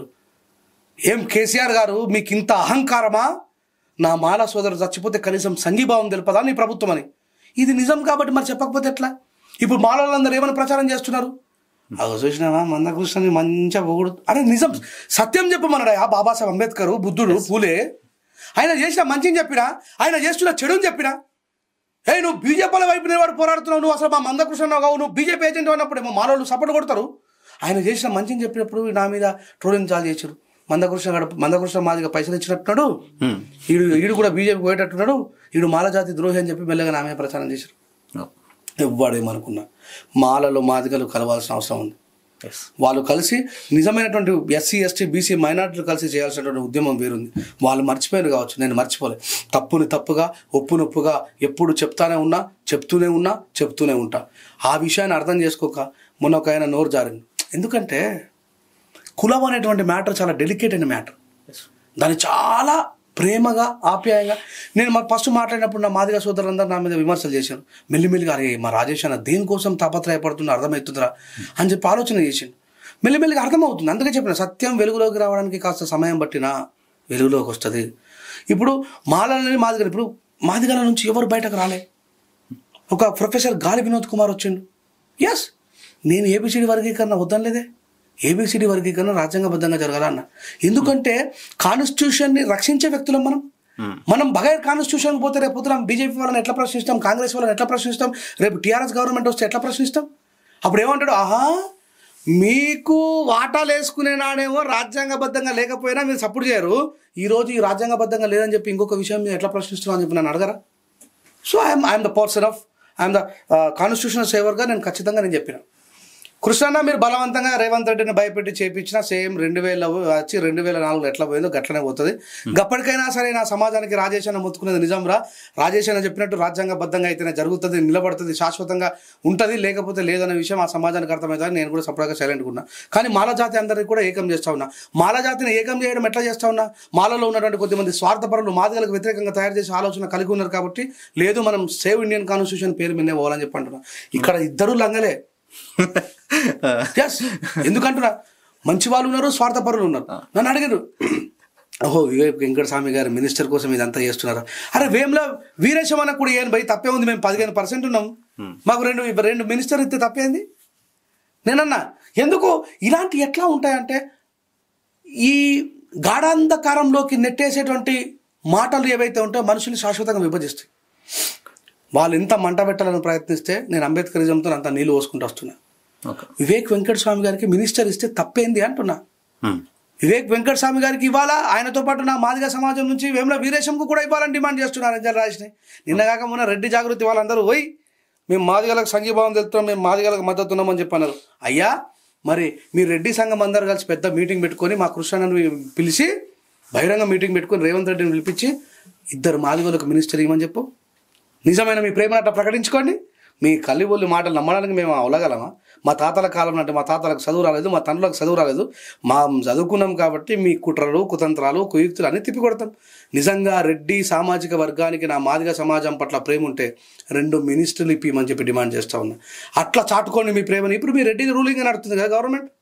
ఆయన ఎవడో ఆ గోనె ప్రకాష్ ఎవరో పిచ్చి కుక్కరట్టు అడుగుతున్నాడు. ఈయన ఇప్పుడు మందకృష్ణని మాదిగల్ని ప్రేమిస్తుడు, మా కృష్ణని తీసుకుపోయి మీ రావుల గవర్నమెంటే కదా తీసుకుపోయి జైల్లో పడేసింది. అప్పుడు ఏడవైపు నువ్వు యూజ్లెస్ ఫెలో.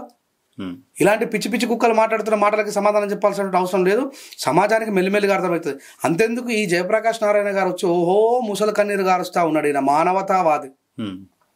కారం చెట్లను అన్నదమ్ములను ముక్కలు నరికినప్పుడు, నా అక్క చెల్లెలను వివస్త్రాలను చేసి రోడ్డు మీద పాడేసి తొక్కినప్పుడు ఈ దుర్మార్గుడే కదా కలెక్టర్. ఏం బీకినాము? ఎన్టీ రామారావు కనుసన్నల పనిచేసినటువంటి దుర్మార్గుడా ఇయ్యలచ్చి నువ్వు నా మాదిగ సమాజం మీద ప్రేమని చెప్పి ముసలి కన్నీరు కాస్తా కొడక చరిత్రలు తీస్తాం ఒక్కొక్కడి బయటకు అలా ఆయన అనుకోవచ్చు. మనం అప్పుడేదో దొంగలంగా ఇప్పుడు ఎవరు తెలుసు అనుకున్నాడు కావచ్చు. కొడక తీసి కొడితే ఇప్పుడు సప్పుడు పని చేసిండు. సో మా వాళ్ళకి కూడా కొంచెం టైం పడుతుంది అర్థం చేసుకోవడానికి. ఓకే అన్న, ఇప్పుడు మీ అనాలిసిస్ అంటే చాలా ఎంత మహాజ్ఞానంగా అన్ని సబ్జెక్టుల మీద అవగాహన ఉన్న మీరు, సో ఫైనల్ పాయింట్ ఈ ఎస్సీ వర్గీకరణ అంటే ఏదైతే కనుక ఇది మన పార్లమెంట్లో ఈ బిల్లు గనక ఆమోదం చేసి అందరు కూడా ఒక పార్లమెంట్ సభ్యులు గనక దీనికి గనక మద్దతు తెలియజేస్తే రాజ్యాంగ చట్ట సవరణ ప్రకారంగా గనక ఇది గనక ఆమోదం జరిగితే అసలు నష్టం ఏంటి? నష్టం లేదు, అసలు జరగని ఎవరు అనుకుంటున్నారు? మాదిగలే. చాలా షాకింగ్ ఉంది కదా. వాళ్ళే కదా పోరాటం చేస్తుంది, వాళ్ళే జరిగినవారు. అది సంగతి. పార్లమెంట్ లో బిల్లు పెట్టిండ్రు, మొన్న వెళ్ళిపోయిన కేసీఆర్ పెట్టిండు, ఇప్పుడు మన రేవంత్ అన్న పెడతాడు, అంతకుముందు ఉన్నటువంటి దివంగత ముఖ్యమంత్రి రాజశేఖర రెడ్డి గారు పెట్టిర్రు, చంద్రబాబు నాయుడు గారు పెట్టిర్రు. పార్లమెంట్లోకి పోయిన తర్వాత ఉభయ సభలలో అయ్యా ఇక రాష్ట్రాల నుంచి ఇట్లాంటి రిప్రజెంటేషన్స్ వచ్చినాయి, దీని మీద మనం మాట్లాడి వాళ్ళ అవసరం ఎట్లా ఇది పరిస్థితి అని చెప్పినప్పుడు మాదిగలకు ఏబిసిడి వర్గీకరణ కావాలని చెప్పి ఆంధ్రప్రదేశ్ నుంచి వచ్చింది అనగానే ఉత్తరప్రదేశ్ మాదిగలు చోడదో మ్యాక్సిప్ నైకరింగ్ అన్నారు, బీహార్ మాదిగలు నికాల్దో మేము మద్దతు ఇవ్వమన్నారు, మధ్యప్రదేశ్ మాదిగలు తీసిపారే అన్నారు. రాజ్యాంగం ఏం చెప్తుంది?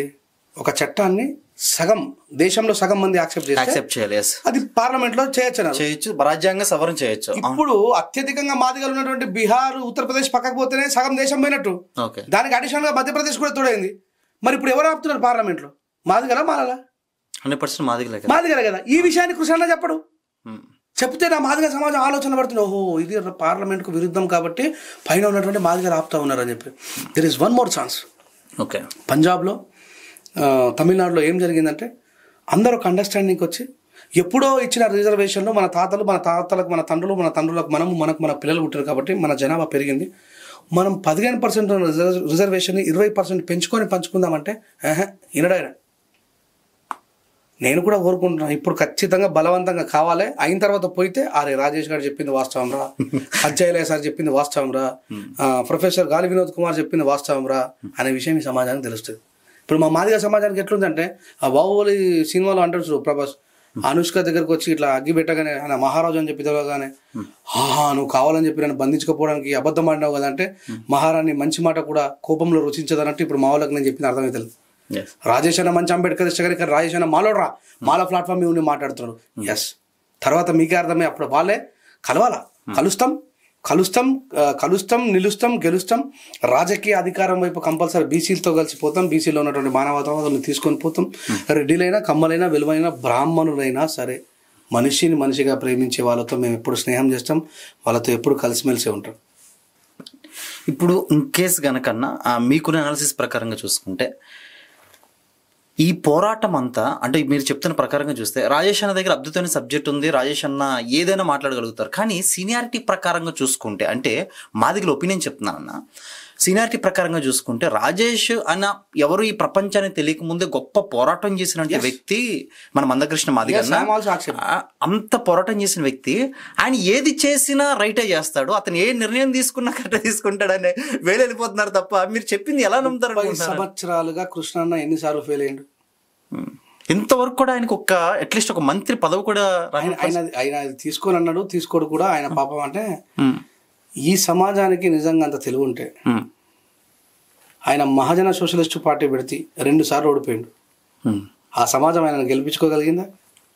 ఒకటి గుర్తుపెట్టుకోవాల్సిన విషయం ఏంటంటే ఈ సమాజము ఎక్కడో మున్సిపాలిటీలో కార్మికులుగా పనిచేయాల్సిన వాళ్ళని రాజులుగా యాక్సెప్ట్ చేస్తుందా? అలాంటిది ఆర్ఎస్ ప్రవీణ్ కుమార్ గారిని యాక్సెప్ట్ చేసిందా? చేయలేదు. విషయం ఏంటంటే కృష్ణన్నని ఏది చెప్తే అది వింటారు అనేది ఇక్కడ నుంచి మారుతుంది. ఓకే, అట్లాగే పూర్తి మాదిగ సమాజం కూడా ఆయన మాట వింటుంది అంటే నేను ఒప్పుకోను. నిజంగానే మాదిగలకు ఆయన నాయకుడు అంటే కూడా ఒప్పుకోను.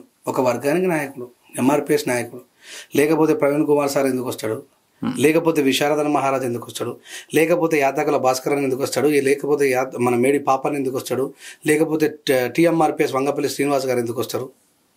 సో నేనేమంటానంటే నన్ను చాలామంది అన్నారు, ఏగా బచ్చగాడు చెప్తే మనం వింటామని. 30 సంవత్సరాల క్రితం కృష్ణ ఏంది? అంతే కదా. వెన్ హీ వాజ్ స్టార్టింగ్, ఆయనకున్న కరేజ్కు ఆయనకున్న తెలివికి ఈరోజు స్టార్ట్ అయిన నాకు చాలా తేడా ఉంది. ఈ మాట నన్ను బచ్చగాడని అవతలవాడు ఇవ్వడన్నా మీసం మెలేస్తుంది, కానీ అంటుంది నా సహోదరుడు, నా కుటుంబంలో మనిషి కాబట్టి నవ్వి వదిలేసిన. సమాధానం కూడా చెప్పిన 30 సంవత్సరాల క్రితం కృష్ణ ఏంది. సో అంటే కృష్ణన్న ఎత్తుకున్న ఎజెండా ఎందుకోసం ఎత్తుకున్నాడు? అది అన్కాన్స్టిట్యూషనల్. మళ్ళీ చెప్తున్నా, ఈ స్టేట్మెంట్ ఎవరు ఇవ్వడం అంత ధైర్యం ఎవరికి లేదు. నువ్వు ఎత్తుకున్న ఎజెండా అన్కాన్స్టిట్యూషనల్ కాబట్టి కాన్స్టిట్యూషన్ నీకు సహకరించట్లేదు, లేకపోతే నువ్వు ఎప్పుడో విజయం సాధించేవాడు. ఈ రోజు కూడా ఓడిపోతాడు కృష్ణ. మళ్ళీ చెప్తున్నా, గుర్తుపెట్టుకోండి. రేవంత్ రెడ్డి గారు బలవంతంగా చేసిన తర్వాత సంవత్సరానికో 2 సంవత్సరాలకో 6 నెలలకు పోతుంది. మళ్ళీ అడ్డుపడేది ఎవరి పైన? మాదిగలే. ఉత్తరప్రదేశ్ మాదిగలు, బీహార్ మాదిగలు, మధ్యప్రదేశ్ మాదిగలు. మళ్ళీ అయినా మమ్మల్ని తిడతారు. చూసిరా సమాజమా నేను ఇంత కష్టపడి చేసినప్పటికీ కూడా ఈ మాలలో మళ్ళీ అవలో కొట్టినట్టు. ఆ పరిస్థితి మా కృష్ణ నాకు రానివ్వ. నేను పోయినాక నెక్స్ట్ 2 రోజులకే లేకపోతే నెక్స్ట్ డే పోయి కృష్ణ వాళ్ళ ఇంటి దగ్గర కూర్చొని ప్రెస్ వాళ్ళందరూ కలిసి, అయ్యా మేమిద్దరం కలిసి ఉద్యమం చేస్తాం, ఎప్పుడు మాలలో మాదిగలం కలిసి ఉద్యమం చేస్తాం. ఏ పెరేడ్ గ్రౌండ్లో అయితే మాలలు మాదిగలు ఎవరికి వారు మీటింగ్లు పెట్టుకున్నారు, ఈసారి కలిసి మీటింగ్లు పెట్టుకొని రేవంత్ రెడ్డి గారు పిలిచి ఒక బాండ్ పేపర్ మీద 15% రిజర్వేషన్ 20% రిజర్వేషన్ పంచుకుంటాం అని చెప్పి సంతకం పెట్టించుకొని, నిజంగానే తెలంగాణలో మాలల కంటే కొంచెం మాదిగలు ఎక్కున్నారు కాబట్టి కొంచెం రిజర్వేషన్ వాళ్ళకే ఉండాలి. అప్పుడు నా డిమాండ్ ఏం చేస్తానంటే, అసలు మల్టీ టైమ్స్ రిజర్వేషన్ పొందిన వాళ్ళని చివరిలో వేయాలా, అసలు రిజర్వేషన్ పొందని మా దాంట్లో ఉన్న ఉపకులాలు సంచార జీవుల్ని మొదట్లో పెట్టాలి. అది అంబేద్కరిజం, అదే నా డిమాండ్ అని చెప్పి ఆ రోజు నేను మాట్లాడతా. దానికోసం మనం అందరం వేచి చూడాల్సింది. అది పాసిబుల్ అయితే అన్న కేవలం ఒక రాష్ట్రానికి మాత్రమే? పంజాబ్లో జరిగింది, తమిళనాడులో జరిగింది, అది పాసిబుల్. రాష్ట్రం వరకే పాసిబుల్, దేశం వరకు కాదు. అది ఇప్పుడు వాళ్ళ పోరాటం కూడా రాష్ట్రం నుంచే చేస్తున్నారు కాబట్టి అయ్యే అవకాశం ఉందంటారా? ఉంటుంది. ఎందుకు మన మధ్యలో విభేదం లేకుండా ఉండి అందరం ఒక అండర్స్టాండింగ్ వచ్చి చేసుకుంటే రాష్ట్రం చేసే అవకాశం ఉంటుంది. ఓకే, అట్లా నువ్వేం ఇప్పుడు నువ్వు చేస్తున్న విషయం ఏంటంటే కాన్స్టిట్యూషనల్గా కాకుండా, ఎంపైరికల్ డాటా లేకుండా ఈయన నోటితో ఏది చెప్పిండో అదే వాస్తవం అంటే నమ్మడానికి పిచ్చోళ్ళు ఎవరు లేరు. విశారదన్ మహారాజు క్లియర్గా చెప్పిండు. నాకు అది చాలా బాధ అనిపించింది. 10% రిజర్వేషన్ మాదిగలకు ఉండాలి, 4% రిజర్వేషన్ మాలలకు ఉండాలి, 1% మాత్రమే ఉపకులాలకు ఉండాలని చెప్పిండు. ఆయన ఏం ధర్మ సమాజ్ పార్టీ నాకు అర్థం కాలేదు. ఈ మాట అంటే మా వాళ్ళు కింద నువ్వు అరే ఎవరినైనా ప్రశ్నిస్తాం పోయి అమిత్ షాని వదిలేసినామా, నరేంద్ర మోడీ గారిని వదిలేసినామా? ఆయన అన్నాడా లేదా అంబేద్కర్ అంబేద్కర్ అంబేద్కర్ అంబేద్కర్ అంబేద్కర్ అంబేద్కర్ ఫ్యాషన్ అని మాట్లాడినా మా కృష్ణ? కృష్ణ ఎన్నుకున్న కళాకారులు ఎవరైనా మాట్లాడినరా? సమాజం అవన్నీ గమనిస్తలేదా? బీసీలలో కేవలం నీకు మద్దతు ఇచ్చే వాళ్ళే కాదు, రాజ్యాంగం కోసం ఆలోచించే వాళ్ళు లేరా? ముస్లింలు లేరా? క్రైస్తవులు లేరా? సిక్కులు లేరా? అందరు చూస్తూ ఉన్నారు ఎవరెవరు ఏం మాట్లాడుతున్నారు అనేది. ఇక్కడ ఎంతెందుకు మన మాదిగా హెడ్ మాస్టర్ గారిని విద్యార్థి కాలు మొక్కిపించినప్పుడే మాట్లాడలేరు వీళ్ళు. నన్ను మాలోళ్ళ నాయకుడు మాలోడు అని చెప్పంటే నేనే మాట్లాడినా. మరి మళ్ళీ తిరిగి రేవంత్ రెడ్డి గారికి అప్పీల్ నేనే చేసిన. సో మాకు అంబేద్కరిజం ఉన్నది. రాజ్యాంగానికి రాజ్యాంగ వ్యతిరేకానికి మధ్యలో పోరాటం జరుగుతున్నప్పుడు నాకు మాలలు మాత్రమే ప్లాట్ఫామ్ దొరికింది. మాదిగలు కూడా ప్లాట్ఫామ్ ఇస్తే పోయి దాని మీద కూడా రాజ్యాంగ సంరక్షణ కోసం మాట్లాడతాను. అట్లా ఒక గాలి వినోద్ కుమార్ అన్న తప్ప ఇప్పటిదాకా ఎవరు బయటకు రాలేరు. ఎస్ అన్న, ఒక ఫైనల్ క్వశ్చన్ ఇది. బహుజనవాదులుగా ఉండేవంటి మనం ఈరోజు ఈ యొక్క వర్గీకరణ విషయంలో ఇలా పోరాటాలు చేస్తున్నప్పుడు అందులో న్యాయం ఏదో అన్యాయం ఏదో చివరిగా ఎప్పటికీ ఎండ్ కార్డు ఎప్పటికైనా జరగవచ్చు. కానీ ఇది వీళ్ళ కోసమా నేను రాజ్యాంగాన్ని రాసింది, వీళ్ళ కోసమా నేను రిజర్వేషన్ రప్పించింది అని ఒక pure hearted die hard Ambedkarist ఎవరైనా మీతో చెప్పి ఎప్పుడైనా బాధపడ్డారంటే ఇక్కడ మాదిగుల గురించి వాళ్ళ గురించి రిజర్వేషన్ గురించి కాదు, ఇవన్నీ చూస్తుంటే ఎదట వాళ్ళకి లోకోవట్లేదన్న మనం. అంటే ఒక విషయం గుర్తుపెట్టుకోవాల్సిన విషయం ఏంటంటే ప్రభుత్వము సాట్ల తోడు పెట్టి కుక్కల కొట్లాట పెట్టిందనే విషయం అందరికి అర్థమైంది. సో మెచ్యూరిటీ లెవెల్గా ఉండి ఆలోచించే వ్యక్తులు ఈ యుద్ధాన్ని ఆపడం కోసం, యుద్ధం అనేది ఇది జస్ట్ ఒక సైద్ధాంతిక పరమైనటువంటి చర్చ. నా దృష్టిలో ఇది ఏంటంటే మనం మంచి కూర వండుకునేటప్పుడు తాలింపు పెట్టుకుంటాం, మన ఇష్టంగానే తాలింపు పెట్టుకుంటాం. ఆ తాలింపుల నుంచి కాస్త ఘాటు వాసన వస్తుంది, అప్పుడు మనం దగ్గుతూ ఉంటాం, తుమ్ముతూ ఉంటాం. అంత మాత్రం నా కూరని తీసుకుపోయి గడ్డలో పోయంగా. మా మాదిగల మధ్య జరుగుతున్న సైద్ధాంతికమైన చర్చ కేవలం ఆ తాలింపు ఘాటు లాంటిదే. ఇప్పుడు ఎవరైతే నేను మాదిగల పక్షాన్ని నిలబడ్డా, నేను మాలల పక్షాన్ని నిలబడ్డా అని చెప్పేసి అనుకుంటారు చూసిరా, మేము సందర్భం వచ్చినప్పుడు మళ్ళీ అందరం ఏకం అవుతాం. ఓకే, ఆ క్లారిటీ నాకు ఉంది కదా. అయితే ఓకే అన్న, 100%. ఓకే, నేను ఈ కృష్ణ దగ్గరికి పోతాను, ఇంత ధైర్యంగా చెప్పాలా ఈ మాట? ఇంకా ఏ వ్యక్తినైనా ఇక్కడ కూర్చున్నట్టు ఇంటర్వ్యూలో అడగండి. నేను రేపు పొద్దున కృష్ణ దగ్గర పోతా, హక్ చేసుకుంటా, మా అన్న కడుపులో తలకాయ పెడతా, మా అన్న ఇంటి కూడా భోజనం చేస్తా. ఎందుకంటే నేను స్మిత ప్రజ్ఞ కోల్పోయి మాట్లాడట్లేదు. అవును, రేపటికి దారులు వేస్తున్నాను. ఆ విషయం సమాజానికి అర్థమైతే సరిపోతుంది. ఓకే, వివేకన్న కృష్ణన్న రెండు కలిసే అవకాశం, వివేకన్న కృష్ణ కలిసే అవకాశం ఖచ్చితంగా ఉంటుంది. వివేకన్న దగ్గర అంత ఓపెన్ హార్ట్ ఉంది. ఎందుకంటే December 1 మాలల సింహగర్జన జరిగిన తెల్లారే సతీష్ మాదిగ గారు వచ్చి, అన్న మాకు ఇట్లా లెదర్ ఇండస్ట్రీకి సంబంధించినటువంటిది కావాలని చెప్పంటే నేను ఖచ్చితంగా మీకోసం ముందటి నుండి పోరాటం చేస్తాను. వివేకన్న దగ్గర కూడా మాలతత్వం ఉండదు. గుర్తుపెట్టుకోవాల్సిన విషయం ఏంటంటే ప్రతి రాజకీయ నాయకుడు కూడా మాదిగలు ఓట్లేస్తేనే గెలిచిన వ్యక్తి. Is the representative of the constituency. So అందరి ప్రేమగా తీసుకొని పోతారు. ఇది ఏంటంటే బీజేపీ పెడుతున్న మంట, ఆ మంటని అర్థం చేసుకున్నాడు, ఖచ్చితంగా ఆలోచిస్తాడు. ఆలోచనకు రావాలనే కదా ఇన్ని ఇంటర్వ్యూలు ఇచ్చి ఇంతమందికి ప్రచారం కల్పిస్తుంది. ఎగ్జాక్ట్లీ అన్న. ఫైనల్ గా ఇప్పుడు అవుట్ ఆఫ్ సబ్జెక్ట్ మీ దగ్గరికి వస్తున్నానన్న. అసలుకి మీరు కూడా మందకృష్ణ మాదిగన్ లాగా అంటే మీ పోరాటం అసలు దేనికోసం చేస్తున్నారు? భవిష్యత్తు రాజకీయ ఆలోచన ఏమైనా ఉందా? కేవలం మీ పోరాటం ఒక సముద్యమైన వంటి లేదంటే సమన్వయం కోసం మీరు చేస్తున్నారా? భవిష్యత్తులో రేంజర్ల రాజేష్ అన్న ఈ పోరాటంలో అది మాలల తరపు నుంచి ఒక అన్న వివేకన్న స్థాయిలోకి ఒకవేళ వెళ్తే కనుక ఖచ్చితంగా పదవిని యాక్సెప్ట్ చేస్తారా? ఆఫ్టర్ 10 years 50 years మాట ఆన్ రికార్డ్. నేను ఆన్ రికార్డ్గా చెప్తా ఉన్నా, ఎవడెవడైతే నా జాతిని ఒంటరిని చేసి నా జాతిని తిడుతా ఉన్నా స్పందించకుండా గుంటనక్కల్లాగా నా జాతి కన్నీరు గారుస్తుంటే కూడా మద్దతు ఇయ్యని మాల నాయకులు చూసినావా, వాళ్ళని ఫస్ట్ ఓటమి పాలు చేస్తా. అందుకే రాజకీయంలోకి వస్తా. ఓకే, నేను గెలవడం కోసం కాదు. బైలాక్ నేను గెలిచానుకో అవతలకి కూడా అది సమస్య. నేను ఓడిపోవడానికి వస్తున్నా. మళ్ళీ చెప్తున్నా, నాకు తెలిసి ప్రపంచంలో ఏ రాజకీయ నాయకుడు అనకపోవచ్చు మాట. నాకు దాంట్లో కాంశీరామ్ సార్ ఆదర్శం. ఓడగొట్టు గెలవనాడు కదా. ఈ మాలోళ్ళు ఎవరైతే గుంటనక్కల్లాగా చూస్తున్నా జాతిని తిడతా ఉన్నా ఎవడు బయటకు రాలేడు. నాకు ఈ విషయంలో ప్రవీణ్ కుమార్ సార్ బాగా నచ్చిండు. కృష్ణన్న పోగానే టీఆర్ఎస్ గవర్నమెంట్ పార్టీ సిద్ధాంతాలు లోటపిసవని పక్కన పెట్టి అన్న ఖచ్చితంగా వస్తా అని చెప్పి మాట్లాడాను. అట్లా ఒక్క మాల నాయకుడైనా బయటకు వచ్చి మాట్లాడడం వాళ్ళని చూసిరా? మరి అలాంటి వాళ్ళు మా నాయకులు ఎందుకు అవుతారు? మాల సమాజం కూడా వాళ్ళందరూ మైండ్లో పెట్టుకుని మైండ్లో నుంచి మర్చిపోకుండా పదే గుర్తు చేస్తారని వాళ్ళకి. రేపు తుంగతుర్తి నుంచి కావచ్చు, చెన్నూరు మన ఎక్కడి నుంచి ఏ టీఆర్ఎస్ పార్టీ నాయకుడు నిలబడ్డా, కాంగ్రెస్ వాడు కానీ బీజేపీ వాడు కానీ మా కోసం మాట్లాడని ఎవరిని గెలవనీయం. తదేకంగా అదే పని పెట్టుకుంటారని. ఓకే, కానీ ఇక్కడ నాకు అంటే ఈ మాట అనొచ్చు అనకూడదు అన్న. నేను ఒక దళితుడు అడుగుతున్నా, కేవలం ఈ యొక్క బహుజనవాదుగా మీరైనా సరే మనమైనా సరే ఎస్సీ సంబంధించి మాదిగా ఎవరైనా మీరు ఇక్కడ ఇంత పోరాటం ఇంత స్పీచ్లు అంతా బాగానే ఉంటుంది, కానీ ఆఫ్టర్ ఈ ఎఫెక్షన్ అంతా ఇదంతా ఎక్కడ ఉంటుందంటే కనుక కరెక్ట్గా ఎలక్షన్స్ మూమెంట్లో మెయిన్ ఎలక్షన్స్ ఏదైతే కనుక ఎమ్మెల్యేలకు సంబంధించి ముఖ్యమంత్రి ఎలక్షన్స్లో బలంగా వాడుకుంటారో అయిపోయిన తర్వాత ఎప్పుడైనా అబ్జర్వేషన్ చేశారన్నా మనం పక్కన పెట్టేస్తారు. మనలో మనకి ఐక్యత లేకుండా కేవలం ఓట్ బ్యాంకింగ్ కోసమే ఈ బహుజనులు వాడుకుంటున్నారు ఈ రాజకీయ నాయకులను మీకు అర్థమవుతుందా? ప్రజలకు చాలా క్లియర్గా తెలుసు ఎవడెవడు వాడబడుతున్నాడు, ఎవడి వల్ల ఉపయోగపడుతున్నాడు. ముందరలాగా లేరు. ఈరోజు సోషల్ మీడియా వచ్చింది.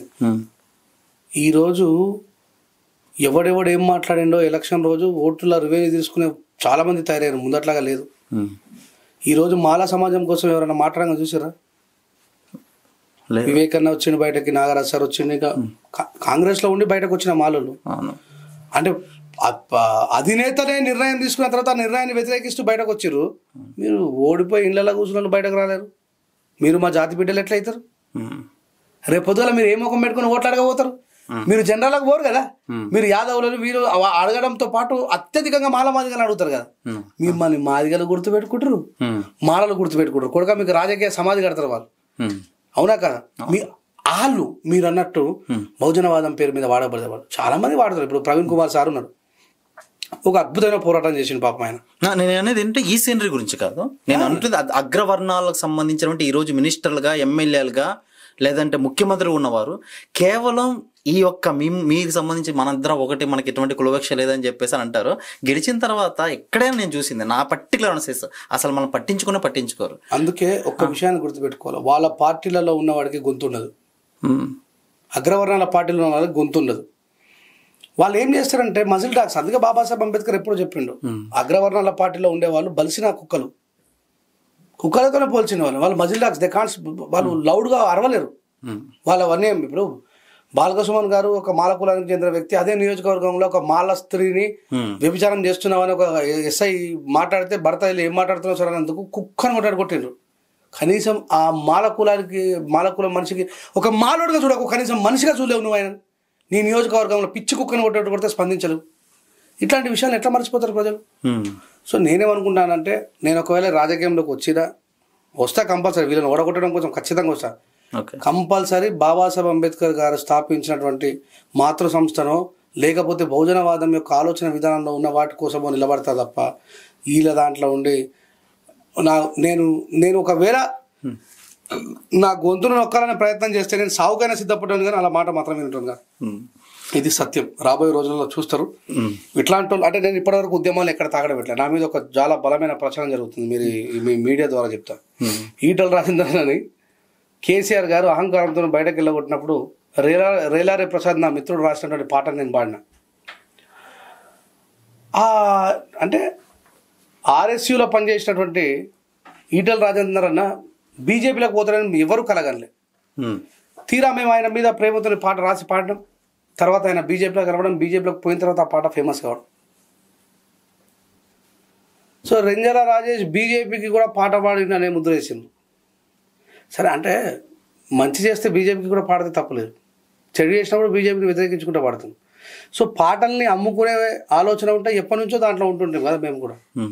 ఎప్పుడైతే ఈ నిజమైన వాదాన్ని మాట్లాడడం స్టార్ట్ చేసినా నా మీద కూడా ట్రోలింగ్ చాలా చేశారు. సరే, ఎప్పుడేం మాట్లాడుకున్నా ఇలా కొత్తగా ఏం కాదు, బ్రాహ్మణీయ వ్యవస్థను ఎదిరించాలని నిర్ణయించుకున్న మాకు భారతదేశంలో బాబాసాహెబ్ అంబేద్కర్ క్లియర్గా చెప్పిండు, బహుజనవాదానికి బ్రాహ్మణవాదానికి యుద్ధం జరిగితే నేను బహుజనవాదం వైపు నిలబడ్డా. ఇవాళ ఎంఆర్పిఎస్ బ్రాహ్మణీయ భావజాలం వైపు నిలబడ్డది. మాలలు బాబాసాహెబ్ అంబేద్కర్ గారి రాజ్యాంగ రక్షణ కోసం నిలబడ్డరు. దాంట్లో ఒక్కగానొక్క మాదిగ నాయకుడు వచ్చిండ్రు.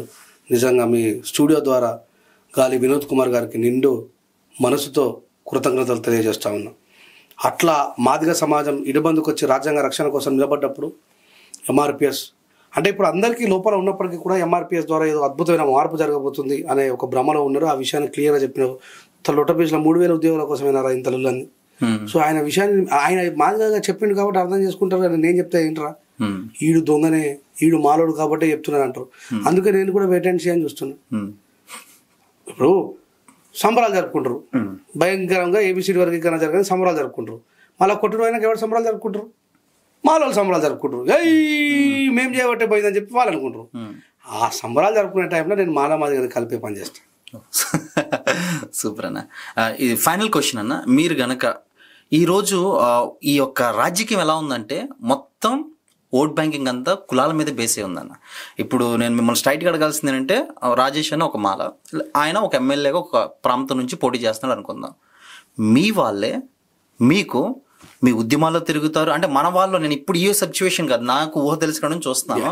ఈ సిచ్యువేషన్ అంతా ఎలా ఉంటుంది అంటే కనుక రైట్ అన్న మనోడు ఇదని చెప్పని బాగా సిట్టింగ్కి లేకపోతే ఏదో మీటింగ్లకి బాగానే ఉంటుంది తప్ప ఓటేసేటప్పుడు రాజేష్ అన్న దగ్గర డబ్బులు లేవు. ఇంకో వ్యక్తి వచ్చి ఓటుకి మన వాళ్ళే నాకు చాలా బాధ కలుగుతుంది. ఓటుకి ఎంత డబ్బు ఇస్తే నీ యొక్క వ్యక్తి ఏదైతే పోరాటం చేస్తున్నా వెనకబడిన వర్గాల కోసం పోరాటం చేస్తున్న వంటి ఒక బహుజనవాదిని వంటి రాజేష్ అన్నను మర్చిపోయి మన వాళ్ళే బయట వాళ్ళని గెలిపించే పరిస్థితి వస్తుంది. అలాంటి వాళ్ళ కోసం నువ్వు ఎందుకన్నా పోరాటం చేస్తావు అని అడిగితే నేనేమని అంటానంటే, మార్పు ఖచ్చితంగా వస్తుంది.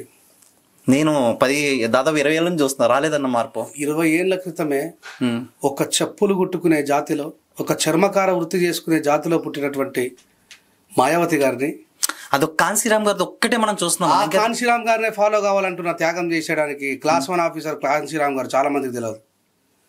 He's a class 1 officer.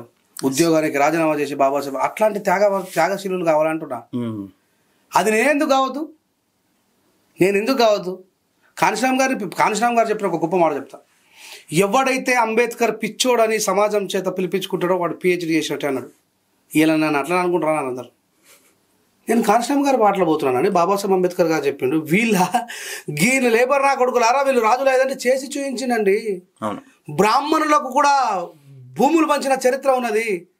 Mayawati గారికి లక్షలాది హెక్టార్ల భూములు పంచింది. ఆమె కులం పట్ల వివక్ష చేయలేదే. ఉత్తరప్రదేశ్లో అత్యధికంగా బ్రాహ్మణులు ఉంటారు, వాళ్ళకి కూడా అన్ని రకాల సౌకర్యాలు అది కల్పించింది. నేను గెలవడం కోసం వస్తే భయం కదా. రేంజర్ల రాజేష్ గెలవడం కోసం వస్తే భయం, నేను ఓడగొట్టడం కోసం వస్తున్నా. ఈరోజు సోషల్ మీడియాలో ప్రతిదాని ఆ రోజు రివెండ్ చేస్తా. చూడరా, మన జాతిని ఒంటరి చేసి సైకోలు, దొంగలు, ద్రోహులు 70 సంవత్సరాల నుంచి దోసుకొని తిన్నారని మాట్లాడినాడు. ఈ నా కొడుకు మాట్లాడినారా? ఇడు వీనికి వేస్తారా ఓట్లు అంట. ఇప్పుడు పోరాను ముందట్లాగా ఉన్నారా? బీర్ తీసుకుంటారు, బిర్యానీ తీసుకుంటారు, అన్ని తీసుకుంటారు. నేను చెప్పింది మాత్రం ఖచ్చితంగా వింటారు. ఆ నమ్మకం నాకుంది. చేసి చూపిస్తా చూడండి మీరు. పక్కా. yes రైట్ అన్న, సూపర్ అన్న. మీ కాన్ఫిడెంట్కి మీరు చెప్తున్న దానికి చూస్తుంటే నాకే ఒక కాన్ఫిడెంట్ లెవెల్ కనపడింది. 100% మీరు అనుకున్న ఆశయాలు సాధించాలి. మీరనే కాదు, మీరు దేనికోసం అయితే పోరాటం చేస్తున్నారు అంటే నేను నాకు వ్యక్తిగతంగా మీలో బాగా నచ్చింది ఏంటంటే మిమ్మల్ని అబ్జర్వేషన్ చేస్తే ఇంటర్వ్యూకి ముందుగా నేను 1 వీక్ నుంచి మిమ్మల్ని ఎవ్రీ ఫాలో చేస్తే మీ మాట చాలా బ్యాలెన్స్డ్గా ఉంది. మీ మాట ప్రతి దాంట్లో కూడా ట్రూత్ ఉందన్న. అంటే ఒకళ్ళు తక్కువ చేయట్లేదు, ఒకళ్ళు ఎక్కువ చేయట్లేదు, ఒక సత్యాన్ని బోధిస్తూ ముందుకెళ్తున్నారు. రాజేష్ అన్న మీరు ఎప్పుడు ఇలాగే ఉండాలని మీ పాట ద్వారా, మీ మాట ద్వారా, మీ సత్య బోధన ద్వారా ఒక చైతన్యం అంటే నేను చూసిన మరో భగత్ సింగ్ మీరు ఈ యొక్క సమాజంలో అవ్వాలని నేను మనస్ఫూర్తిగా కోరుకుంటూ thank you so much for giving wonderful interview. Thank you very much. Thank you.